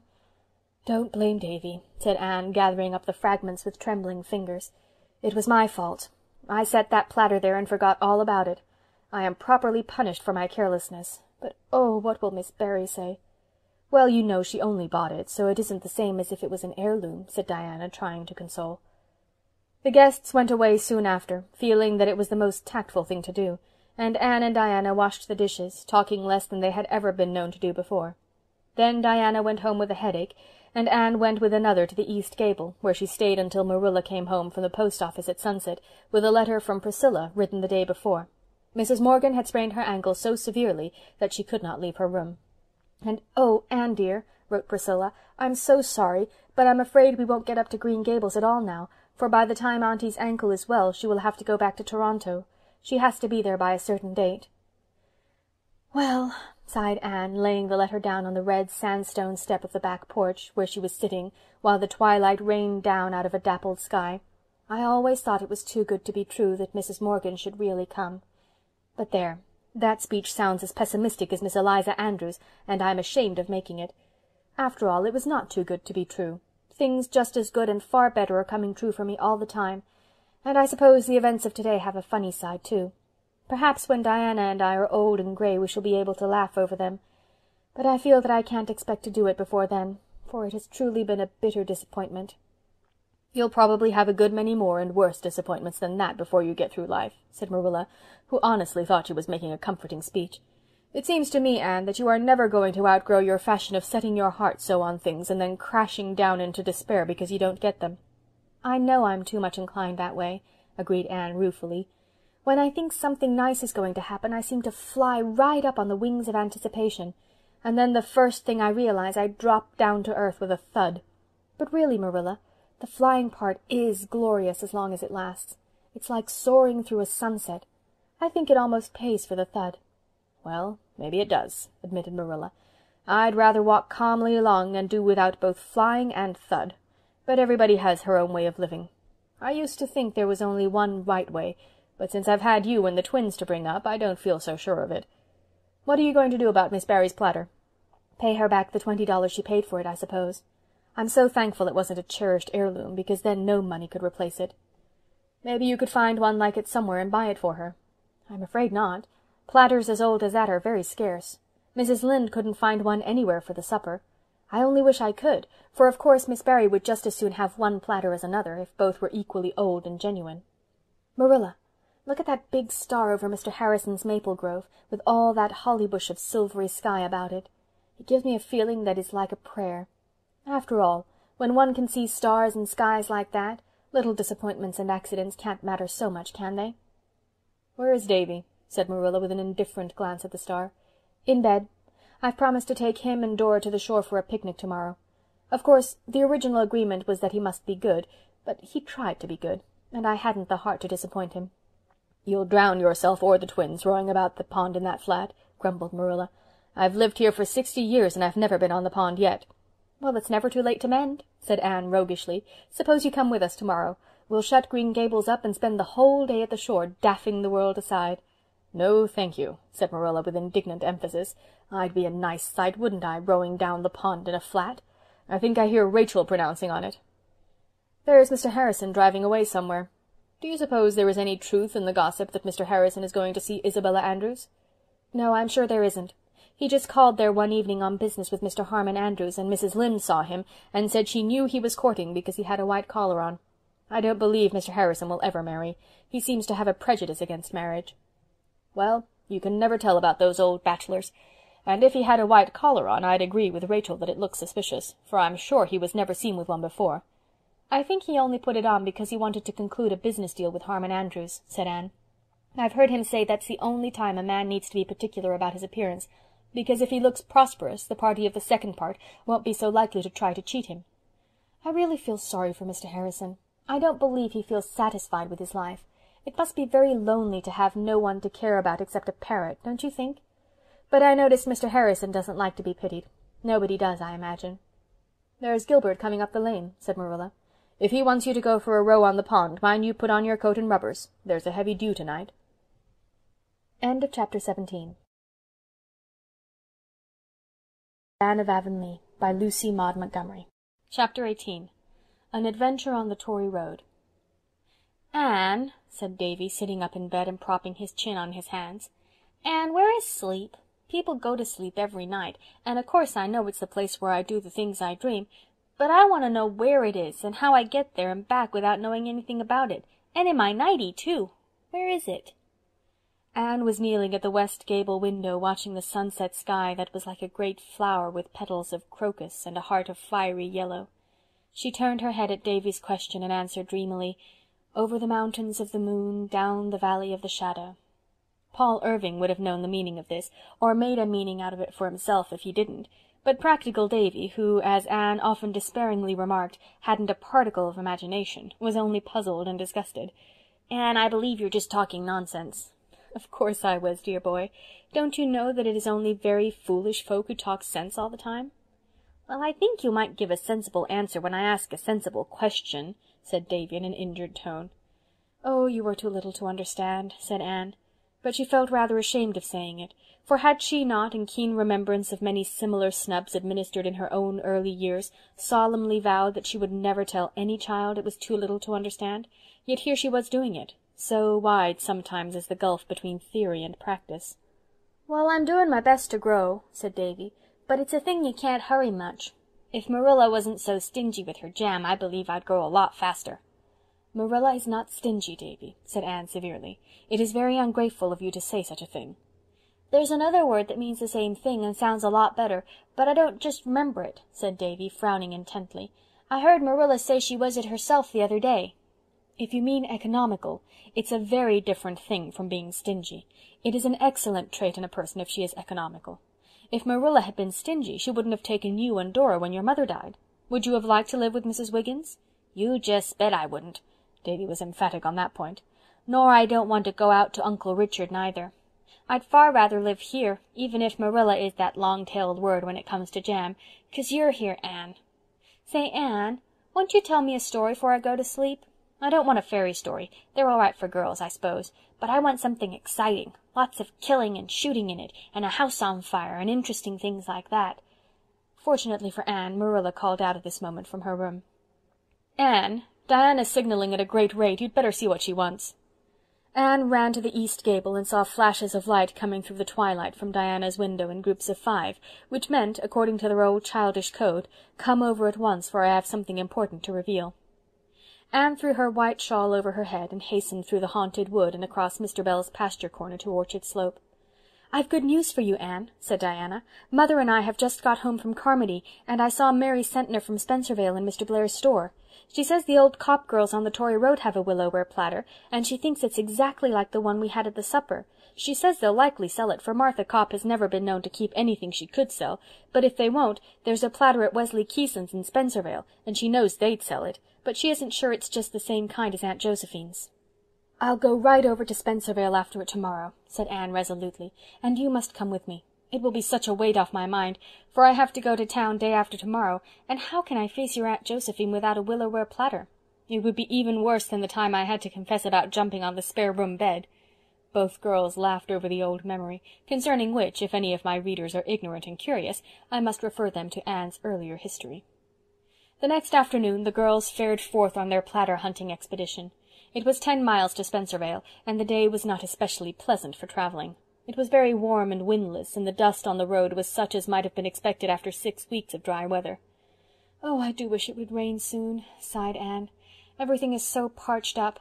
The poor fields just seem pitiful to me, and the trees seem to be stretching out their hands pleading for rain. As for my garden, it hurts me every time I go into it. I suppose I shouldn't complain about a garden when the farmer's crops are suffering so. Mr. Harrison says his pastures are so scorched up that his poor cows can hardly get a bite to eat, and he feels guilty of cruelty to animals every time he meets their eyes." After a wearisome drive the girls reached Spencervale and turned down the Tory road, a green solitary highway where the strips of grass between the wheel tracks bore evidence to lack of travel. Along most of its extent it was lined with thick-set young spruces crowding down to the roadway, with here and there a break where the back field of a Spencervale farm came out to the fence, or an expanse of stumps was aflame with fireweed and goldenrod. "Why is it called the Tory road?" asked Anne. "Mr. Allen says it is on the principle of calling a place a grove because there are no trees in it," said Diana, "for nobody lives along the road except the Copp girls and old Martin Boyver at the further end, who is a Liberal. The Tory government ran the road through when they were in power just to show they were doing something." Diana's father was a Liberal, for which reason she and Anne never discussed politics. Green Gables folk had always been Conservatives. Finally the girls came to the old Copp homestead, a place of such exceeding external neatness that even Green Gables would have suffered by contrast. The house was a very old-fashioned one, situated on a slope, which fact had necessitated the building of a stone basement under one end. The house and outbuildings were all whitewashed to a condition of blinding perfection, and not a weed was visible in the prim kitchen garden surrounded by its white paling. "The shades are all down," said Diana ruefully. "I believe that nobody is home." This proved to be the case. The girls looked at each other in perplexity. "I don't know what to do," said Anne. "If I were sure the platter was the right kind, I would not mind waiting until they came home. But if it isn't, it may be too late to go to Wesley Keyson's afterwards." Diana looked at a certain little square window over the basement. "That is the pantry window, I feel sure," she said, "because this house is just like Uncle Charles's at Newbridge, and that is their pantry window. The shade isn't down, so if we climbed up on the roof of that little house we could look into the pantry and might be able to see the platter. Do you think it would be any harm?" "No, I don't think so," decided Anne after due reflection, "since our motive is not idle curiosity." This important point of ethics being settled, Anne prepared to mount the aforesaid little house, a construction of laths with a peaked roof, which had in times past served as a habitation for ducks. The Copp girls had given up keeping ducks, because they were such untidy birds, and the house had not been in use for some years, save as an abode of correction for setting hens. Although scrupulously whitewashed, it had become somewhat shaky, and Anne felt rather dubious as she scrambled up from the vantage point of a keg placed on a box. "I'm afraid it won't bear my weight," she said as she gingerly stepped on the roof. "Lean on the window-sill," advised Diana, and Anne accordingly leaned. Much to her delight, she saw as she peered through the pane a willow-ware platter, exactly such as she was in quest of, on the shelf in front of the window. So much she saw before the catastrophe came. In her joy, Anne forgot the precarious nature of her footing, incautiously ceased to lean on the window-sill, gave an impulsive little hop of pleasure, and the next moment she had crashed through the roof up to her armpits, and there she hung, quite unable to extricate herself. Diana dashed into the duck-house, and seizing her unfortunate friend by the waist, tried to draw her down. "Ow! Don't!" shrieked poor Anne. "There are some long splinters sticking into me. See if you can put something under my feet, and then perhaps I can draw myself up."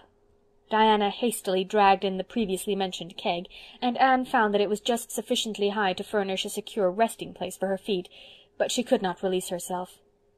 "Could I pull you out if I crawled up?" suggested Diana.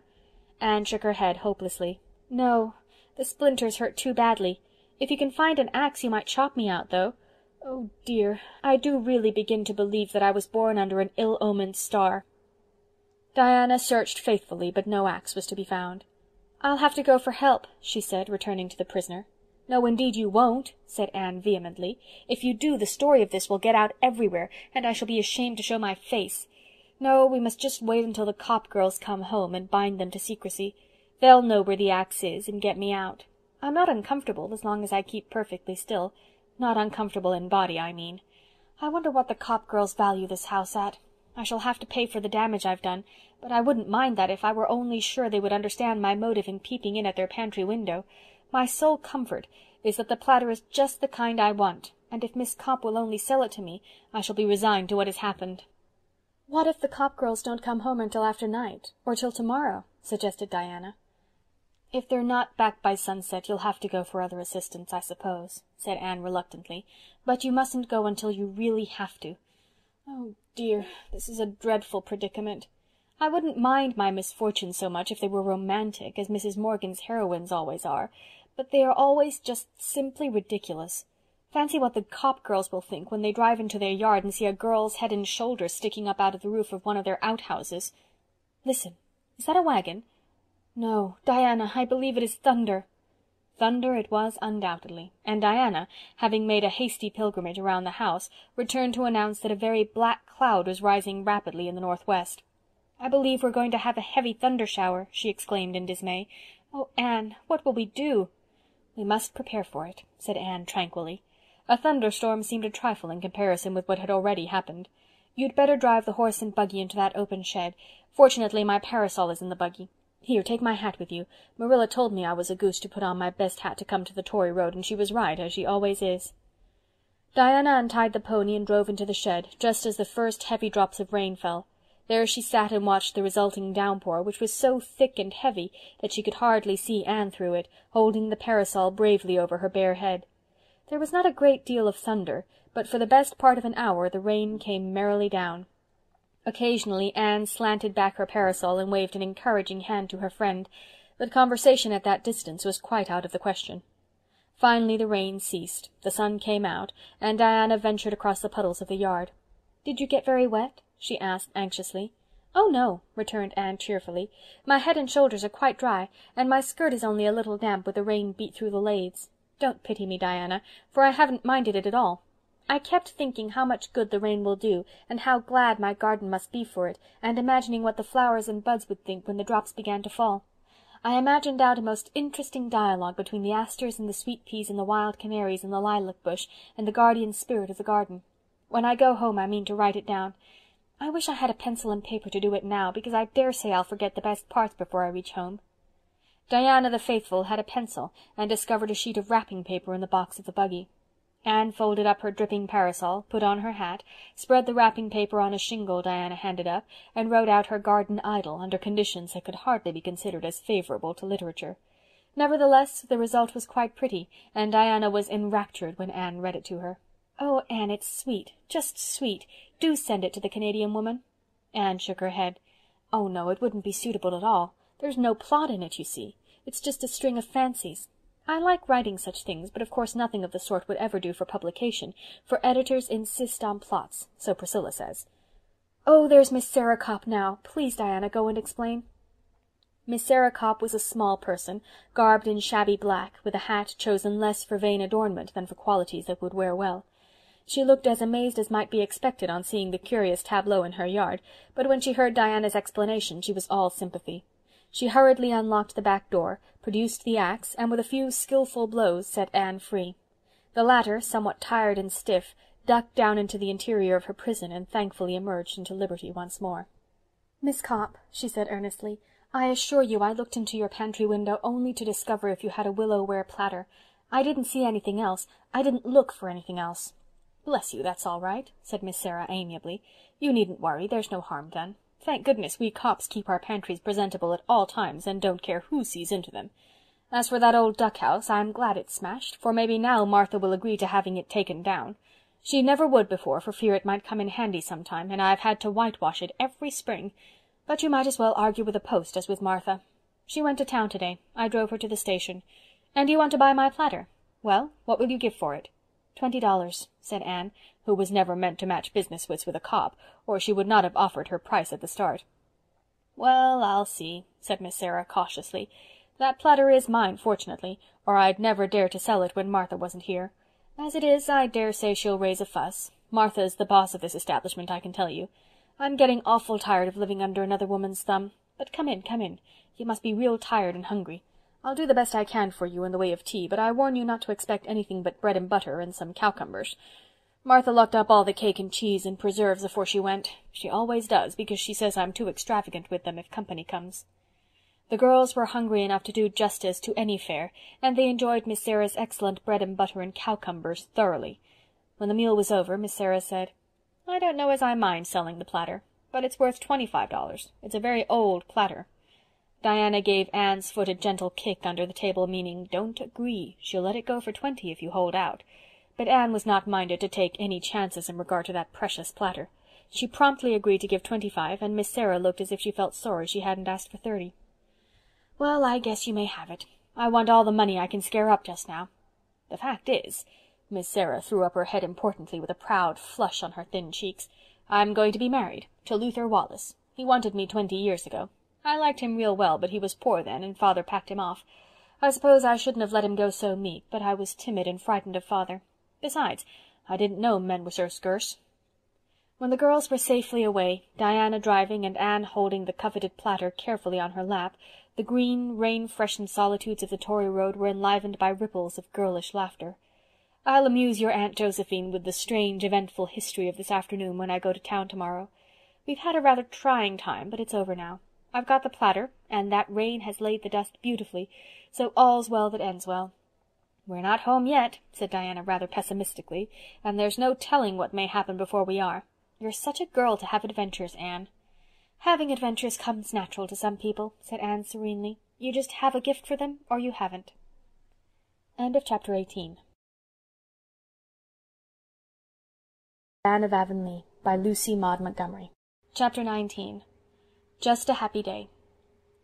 "After all," Anne had said to Marilla once, "I believe the nicest and sweetest days are not those on which anything very splendid or wonderful or exciting happens, but just those that bring simple little pleasures, following one another softly, like pearls slipping off a string." Life at Green Gables was full of just such days, for Anne's adventures and misadventures, like those of other people, did not all happen at once, but were sprinkled over the year with long stretches of harmless, happy days between, filled with work and dreams and laughter and lessons. Such a day came late in August. In the forenoon Anne and Diana rowed the delighted twins down the pond to the sandshore to pick sweetgrass and paddle in the surf, over which the wind was harping an old lyric learned when the world was young. In the afternoon Anne walked down to the old Irving place to see Paul.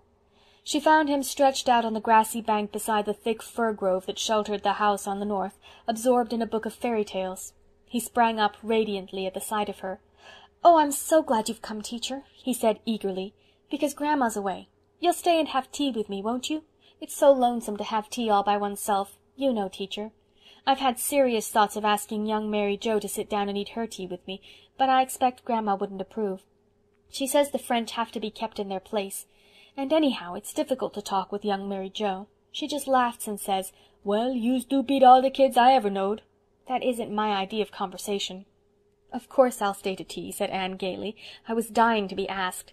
My mouth has been watering for some more of your Grandma's delicious shortbread ever since I had tea here before." Paul looked very sober. "If it depended on me, teacher," he said, standing before Anne with his hands in his pockets and his beautiful little face shadowed with sudden care, "you should have shortbread with a right good will. But it depends on Mary Joe. I heard Grandma tell her before she left that she wasn't to give me any shortcake because it was too rich for little boys' stomachs. But maybe Mary Joe will cut some for you if I promise I won't eat any. Let us hope for the best." "Yes, let us," agreed Anne, whom this cheerful philosophy suited exactly. "And if Mary Joe proves hard-hearted and won't give me any shortbread, it doesn't matter in the least, so you are not to worry over that." "You're sure you won't mind if she doesn't?" said Paul anxiously. "Perfectly sure, dear heart." "Then I won't worry," said Paul with a long breath of relief, "especially as I really think Mary Joe will listen to reason. She's not a naturally unreasonable person, but she has learned by experience that it doesn't do to disobey Grandma's orders. Grandma is an excellent woman, but people must do as she tells them. She was very much pleased with me this morning because I managed at last to eat all my plateful of porridge. It was a great effort, but I succeeded. Grandma says she thinks she'll make a man of me yet. But, teacher, I want to ask you a very important question. You will answer it truthfully, won't you?" "I'll try," promised Anne. "Do you think I'm wrong in my upper story?" asked Paul, as if his very existence depended on her reply. "Goodness, no, Paul!" exclaimed Anne in amazement. "Certainly you're not. What put such an idea into your head?" "Mary Joe. But she didn't know I heard her. Mrs. Peter Sloane's hired girl Veronica came to see Mary Joe last evening, and I heard them talking in the kitchen as I was going through the hall. I heard Mary Joe say, 'Dat Paul, he's the queerest little boy. He talks dat queer. I think there's something wrong in his upper story.' I couldn't sleep last night for ever so long, thinking of it, and wondering if Mary Joe was right. I couldn't bear to ask Grandma about it somehow, but I made up my mind I'd ask you. I'm so glad you think I'm all right in my upper story." "Of course you are. Mary Joe is a silly, ignorant girl, and you are never to worry about anything she says," said Anne indignantly, secretly resolving to give Mrs. Irving a discreet hint as to the advisability of restraining Mary Joe's tongue. "Well, that's a weight off my mind," said Paul. "I'm perfectly happy now, teacher, thanks to you. It wouldn't be nice to have something wrong in your upper story, would it, teacher? I suppose the reason Mary Joe imagines I have is because I tell her what I think about things sometimes." "It is a rather dangerous practice," admitted Anne, out of the depths of her own experience. "Well, by and by I'll tell you the thoughts I told Mary Joe, and you can see for yourself if there's anything queer in them," said Paul. "But I'll wait till it begins to get dark. That is the time I ache to tell people things, and when nobody else is handy I just have to tell Mary Joe. But after this I won't, if it makes her imagine I'm wrong in my upper story. I'll just ache and bear it." "And if the ache gets too bad you can come up to Green Gables and tell me your thoughts," suggested Anne, with all the gravity that endeared her to children, who so dearly loved to be taken seriously. "Yes, I will. But I hope Davy won't be there when I go, because he makes faces at me.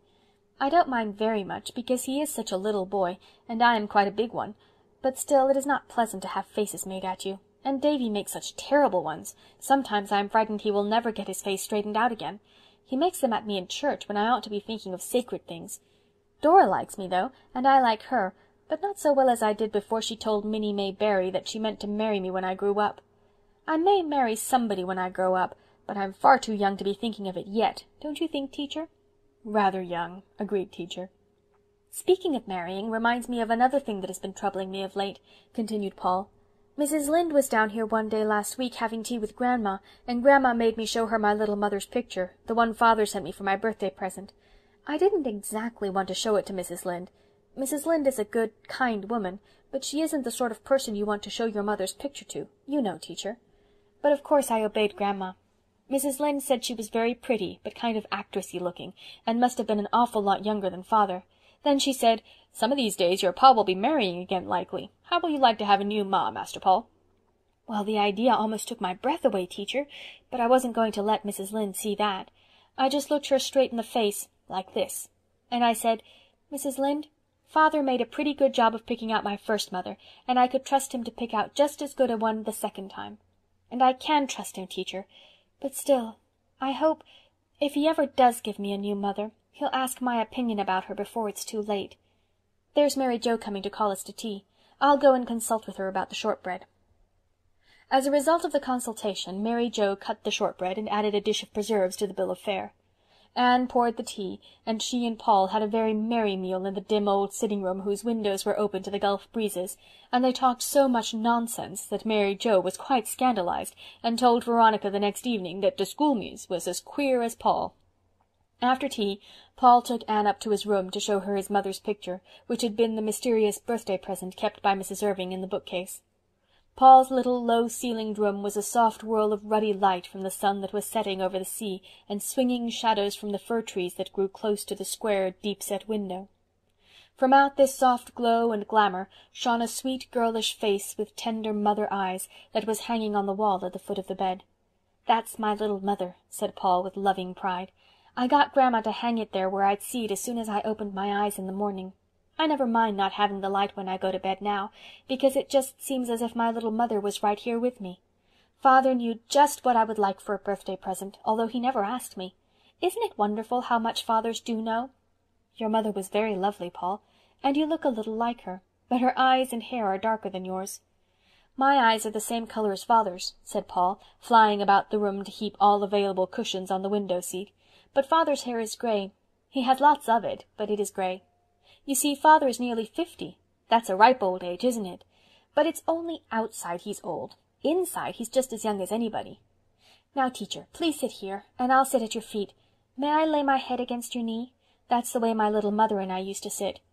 Oh, this is real splendid, I think." "Now, I want to hear those thoughts which Mary Joe pronounces so queer," said Anne, patting the mop of curls at her side. Paul never needed any coaxing to tell his thoughts, at least to congenial souls. "I thought them out in the fir grove one night," he said dreamily. "Of course I didn't believe them, but I thought them, you know, Teacher. And then I wanted to tell them to somebody, and there was nobody but Mary Joe. Mary Joe was in the pantry setting bread, and I sat down on the bench beside her and I said, 'Mary Joe, do you know what I think? I think the evening star is a lighthouse on the land where the fairies dwell.' And Mary Joe said, 'Well, yous are the queer one. There ain't no such ting as fairies.' I was very much provoked. Of course I knew there are no fairies, but that needn't prevent my thinking there is. You know, Teacher. But I tried again quite patiently. I said, 'Well then, Mary Joe, do you know what I think? I think an angel walks over the world after the sun sets, a great, tall, white angel with silvery folded wings, and sings the flowers and birds to sleep. Children can hear them if they know how to listen." Then Mary Joe held up her hands all over Flower and said, "Well, yous are de queer little boy. Yous makes me feel scare." And she really did look scared. I went out then and whispered the rest of my thoughts to the garden. There was a little birch tree in the garden, and it died. Grandma says the salt spray killed it, but I think the dryad belonging to it was a foolish dryad who wandered away to see the world and got lost, and the little tree was so lonely it died of a broken heart. And when the poor foolish little dryad gets tired of the world and comes back to her tree, her heart will break," said Anne. "Yes, but if dryads are foolish they must take the consequences, just as if they were real people," said Paul gravely. "Do you know what I think about the new moon, teacher? I think it is a little golden boat full of dreams. And when it tips on a cloud, some of them spill out and fall into your sleep." "Exactly, teacher. Oh, you do know. And I think the violets are little snips of the sky that fell down when the angels cut out holes for the stars to shine through, and the buttercups are made out of old sunshine, and I think the sweet peas will be butterflies when they go to heaven. Now, teacher, do you see anything so very queer about those thoughts?" "No, laddie dear, they're not queer at all. They're strange and beautiful thoughts for a little boy to think, and so people who couldn't think anything of the sort themselves if they tried for 100 years think them queer. But keep on thinking them, Paul. Some day you are going to be a poet, I believe." When Anne reached home she found a very different type of boyhood waiting to be put to bed. Davy was sulky, and when Anne had undressed him he bounced into bed and buried his face in the pillow. "Davy, you have forgotten to say your prayers," said Anne rebukingly. "No, I didn't forget," said Davy defiantly, "but I ain't going to say my prayers any more. I'm going to give up trying to be good, 'cause no matter how good I am, you'd like Paul Irving better, so I might as well be bad and have the fun of it." "I don't like Paul Irving better," said Anne seriously. "I like you just as well, only in a different way."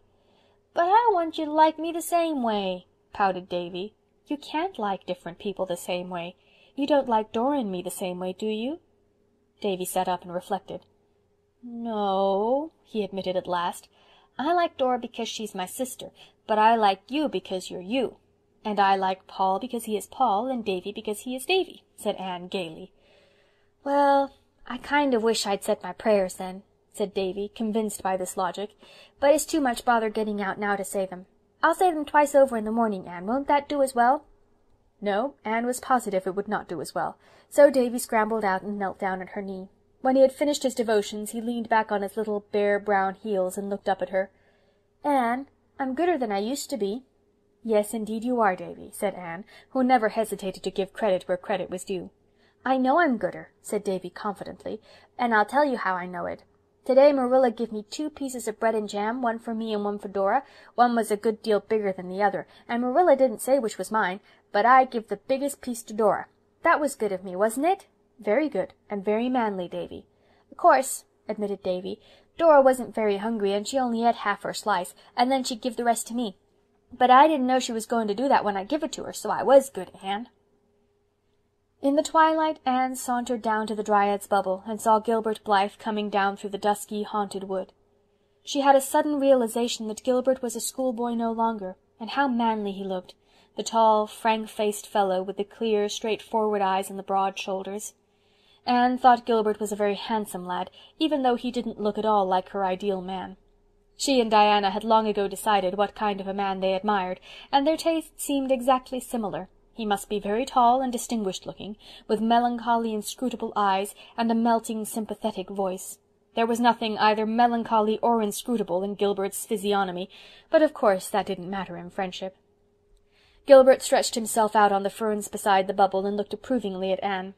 If Gilbert had been asked to describe his ideal woman, the description would have answered point for point to Anne, even to those 7 tiny freckles whose obnoxious presence still continued to vex her soul. Gilbert was as yet little more than a boy, but a boy has his dreams as have others, and in Gilbert's future there was always a girl with big, limpid grey eyes, and a face as fine and delicate as a flower. He had made up his mind also that his future must be worthy of its goddess. Even in quiet Avonlea there were temptations to be met and faced. White Sands youth were rather fast set, and Gilbert was popular wherever he went, but he meant to keep himself worthy of Anne's friendship, and perhaps some distant day her love. and he watched over word and thought and deed as jealously as if her clear eyes were to pass judgment on it. She held over him the unconscious influence that every girl whose ideals are high and pure wields over her friends, an influence which would endure as long as she was faithful to those ideals, and which she would as certainly lose if she were ever false to them. In Gilbert's eyes Anne's greatest charm was the fact that she never stooped to the petty practices of so many of the Avonlea girls, the small jealousies, the little deceits and rivalries, the palpable bids for favour. Anne held herself apart from all this, not consciously or of design, but simply because anything of the sort was utterly foreign to her transparent, impulsive nature, crystal clear in its motives and aspirations. But Gilbert did not attempt to put his thoughts into words, for he had already too good reason to know that Anne would mercilessly and frostily nip all attempts at sentiment in the bud, or laugh at him, which was 10 times worse. "You look like a real dryad under that birch-tree," he said teasingly. "I love birch-trees," said Anne, laying her cheek against the creamy satin of the slim bole, with one of the pretty, caressing gestures which came so naturally to her. "Then you'll be glad to hear that Mr. Major Spencer has decided to set out a row of white birches all along the road front of his farm, by way of encouraging the avis," said Gilbert. "He was talking to me about it today. Major Spencer is the most progressive and public-spirited man in Avonlea, and Mr. William Bell is going to set out a spruce hedge along his road front, and up his lane. Our society is getting on splendidly, Anne. It is past the experimental stage, and is an accepted fact. The older folks are beginning to take an interest in it, and the White Sands people are talking of starting one too. Even Elisha Wright has come round since that day the Americans from the hotel had the picnic at the shore. They praised our roadsides so highly, and said they were so much prettier than in any other part of the island. And when, in due time, the other farmers follow Mr. Spencer's good example and plant ornamental trees and hedges along their road fronts, Avonlea will be the prettiest settlement in the province." "The aides are talking of taking up the graveyard," said Anne, "and I hope they will, because there will have to be a subscription for that, and it would be no use for the society to try it after the Hall affair. But the aides would never have stirred in the matter if the society hadn't put it into their thoughts unofficially. Those trees we planted on the church grounds are flourishing, and the trustees have promised me that they will fence in the school grounds next year. If they do, I'll have an arbor day, and every scholar shall plant a tree. And we'll have a garden in the corner by the road." "We've succeeded in almost all our plans so far, except in getting the old Boulter house removed," said Gilbert, "and I've given that up in despair. Levi won't have it taken down just to vex us. There's a contrary streak in all the Boulters, and it's strongly developed in him. Julia Bell wants to send another committee to him, but I think the better way will be just to leave him severely alone," said Anne sagely. "And trust to Providence, as Mrs. Lynde says," smiled Gilbert. "Certainly no more committees. They only aggravate him. Julia Bell thinks you can do anything if you only have a committee to attempt it. Next spring, Anne, we must start an agitation for nice lawns and grounds.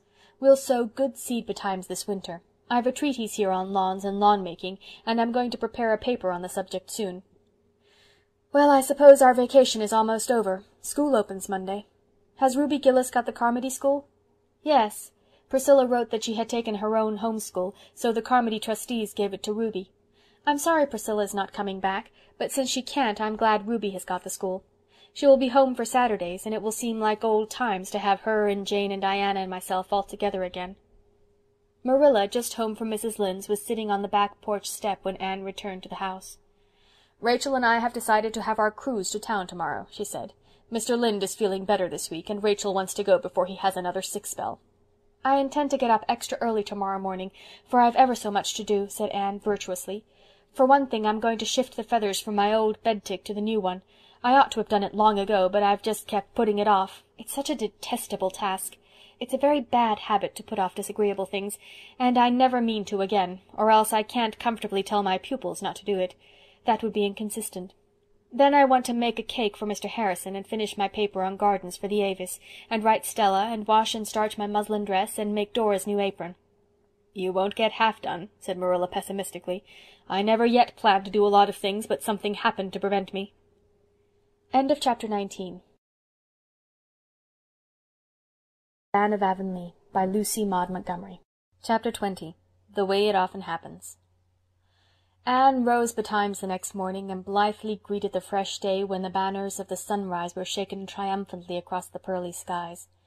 Green Gables lay in a pool of sunshine, flecked with the dancing shadows of poplar and willow. Beyond the land was Mr. Harrison's wheat field, a great wind-rippled expanse of pale gold. The world was so beautiful that Anne spent 10 blissful minutes hanging idly over the garden gate, drinking the loveliness in. After breakfast Marilla made ready for her journey. Dora was to go with her, having been long promised this treat. "Now, Davy, you try to be a good boy and don't bother Anne," she straitly charged him. "If you are good, I'll bring you a striped candy cane from town." For alas, Marilla had stooped to the evil habit of bribing people to be good. "I won't be bad on purpose, but s'posen I'm bad accidentally?" Davy wanted to know. "You'll have to guard against accidents," admonished Marilla. "And if Mr. Shearer comes today, get a nice roast and some steak. If he doesn't, you'll have to kill a fowl for dinner tomorrow." Anne nodded. "I'm not going to bother cooking any dinner for just Davy and myself today," she said. "That cold ham bone will do for noon lunch, and I'll have some steak fried for you when you come home at night." "I'm going to help Mr. Harrison haul dulse this morning," announced Davy. "He asked me to, and I guess he'll ask me to dinner, too. Mr. Harrison is an awful kind man. He's a real sociable man. I hope I'll be like him when I grow up. I mean, behave like him. I don't want to look like him. But I guess there's no danger, for Mrs. Lynde says I'm a very handsome child. Do you suppose it'll last, Anne? I want to know." "I dare say it will," said Anne gravely. "You are a handsome boy, Davy." Marilla looked volumes of disapproval. "But you must live up to it and be just as nice and gentlemanly as you look to be." "And you told Minnie May Barry the other day, when you found her crying 'cause someone said she was ugly, that if she was nice and kind and loving, people wouldn't mind her looks," said Davy discontentedly. "Seems to me you can't get out of being good in this world for some reason or another. You just have to behave." "Don't you want to be good?" asked Marilla, who had learned a great deal but had not yet learned the futility of asking such questions. "Yes, I want to be good, but not too good," said Davy cautiously. "You don't have to be very good to be a Sunday school superintendent. Mr. Bell's that. He's a real bad man." "Indeed he's not," said Marilla indignantly. "He is. He says he is himself," asseverated Davy. "He said it when he prayed in Sunday school last Sunday. He said he was a vile worm and a miserable sinner and guilty of the blackest iniquity. What did he do that was so bad, Marilla? Did he kill anybody? Or steal the collection cents? I want to know." Fortunately Mrs. Lynde came driving up the lane at this moment, and Marilla made off, feeling that she had escaped from the snare of the fowler, and wishing devoutly that Mr. Bell were not quite so highly figurative in its public petitions, especially in the hearing of small boys who were always wanting to know. Anne, left alone in her glory, worked with a will. The floor was swept, the beds made, the hens fed, the muslin dress washed and hung out on the line. Then Anne prepared for the transfer of feathers. She mounted to the garret and donned the first old dress that came to hand, a navy-blue cashmere she had worn at 14. It was decidedly on the short side, and as skimpy as the notable wincey Anne had worn upon the occasion of her debut at Green Gables. But at least it would not be materially injured by down and feathers. Anne completed her toilette by tying a big red and white spotted handkerchief that had belonged to Matthew over her head, and thus accoutred betook herself to the kitchen chamber, whither Marilla, before her departure, had helped her carry the feather-bed. A cracked mirror hung by the chamber window, and in an unlucky moment Anne looked into it. There were those 7 freckles on her nose, more rampant than ever, or so it seemed in the glare of light from the unshaded window. "Oh, I forgot to rub that lotion on last night," she thought. "I'd better run down to the pantry and do it now." Anne had already suffered many things trying to remove those freckles. On one occasion the entire skin had peeled off her nose, but the freckles remained. A few days previously she had found a recipe for a freckle lotion in a magazine, and as the ingredients were within her reach, she straightway compounded it, much to the disgust of Marilla, who thought that if Providence had placed freckles on your nose, it was your bounden duty to leave them there. Anne scurried down to the pantry, which, always dim from the big willow growing close to the window, was now almost dark by reason of the shade drawn to exclude flies. Anne caught the little bottle containing the lotion from the shelf, and copiously anointed her nose therewith by means of a little sponge sacred to the purpose. This important duty done, she returned to her work. Anyone who has ever shifted feathers from one tick to another will not need to be told that when Anne finished she was a sight to behold. Her dress was white with down and fluff, and her front hair, escaping from under the handkerchief, was adorned with a veritable halo of feathers. At this auspicious moment a knock sounded at the kitchen door. "That must be Mr. Shearer," thought Anne. "I'm in a dreadful mess, but I'll have to run down as I am, for he's always in a hurry." Down flew Anne to the kitchen door. If ever a charitable floor did open to swallow up a miserable, befeathered damsel, the Green Gables porch floor should promptly have engulfed Anne at that moment. On the doorstep were standing Priscilla Grant, golden and fair in silk attire, a short, stout, grey-haired lady in a tweed suit, and another lady, tall, stately, wonderfully gowned, with a beautiful, high-bred face and large, black-lashed violet eyes, whom Anne instinctively felt, as she would have said in her earlier days, to be Mrs. Charlotte E. Morgan. In the dismay of the moment, one thought stood out from the confusion of Anne's mind, and she grasped at it as at the proverbial straw. All Mrs. Morgan's heroines were noted for rising to the occasion. No matter what their troubles were, they invariably rose to the occasion and showed their superiority over all ills of time, space, and quantity. Anne, therefore, felt it was her duty to rise to the occasion, and she did it so perfectly that Priscilla afterwards declared that she never admired Anne Shirley more than at that moment. No matter what her outraged feelings were, she did not show them. She greeted Priscilla and was introduced to her companions as calmly and composedly as if she had been arrayed in purple and fine linen. To be sure, it was somewhat of a shock to find that the lady she had instinctively felt to be Mrs. Morgan was not Mrs. Morgan at all, but an unknown Mrs. Pendexter, while the stout little grey-haired woman was Mrs. Morgan. But in the greater shock the lesser lost its power. Anne ushered her guests to the spare room, and thence into the parlour, where she left them while she hastened out to help Priscilla unharness her horse. "It's dreadful to come upon you so unexpectedly as this," apologized Priscilla, "but I did not know till last night that we were coming. Aunt Charlotte is going away Monday, and she had promised to spend today with a friend in town, but last night her friend telephoned to her not to come because they were quarantined for scarlet fever, so I suggested we come here instead, for I knew you were longing to see her. We called at the White Sands Hotel and brought Mrs. Pendexter with us. She is a friend of Aunt's and lives in New York, and her husband is a millionaire. We can't stay very long, for Mrs. Pendexter has to be back at the hotel by 5 o'clock. Several times while they were putting away the horse, Anne caught Priscilla looking at her in a furtive, puzzled way. "She needn't stare at me so," Anne thought a little resentfully. "If she doesn't know what it is to change a feather-bed, she might imagine it." When Priscilla had gone to the parlour, and before Anne could escape upstairs, Diana walked into the kitchen. Anne caught her astonished friend by the arm. "Diana Barry, who do you suppose is in that parlour at this very moment? Mrs. Charlotte E. Morgan, and a New York millionaire's wife. And here I am like this, and not a thing in the house for dinner but a cold ham bone, Diana." By this time Anne had become aware that Diana was staring at her in precisely the same bewildered fashion as Priscilla had done. It was really too much. "Oh, Diana, don't look at me so," she implored. "You at least must know that the neatest person in the world couldn't empty feathers from one tick into another and remain neat in the process." It isn't the feathers," hesitated Diana. It's your nose, Anne." "My nose? Oh, Diana, surely nothing has gone wrong with it." Anne rushed to the little looking-glass over the sink. One glance revealed the fatal truth. Her nose was a brilliant scarlet. Anne sat down on the sofa, her dauntless spirit subdued at last.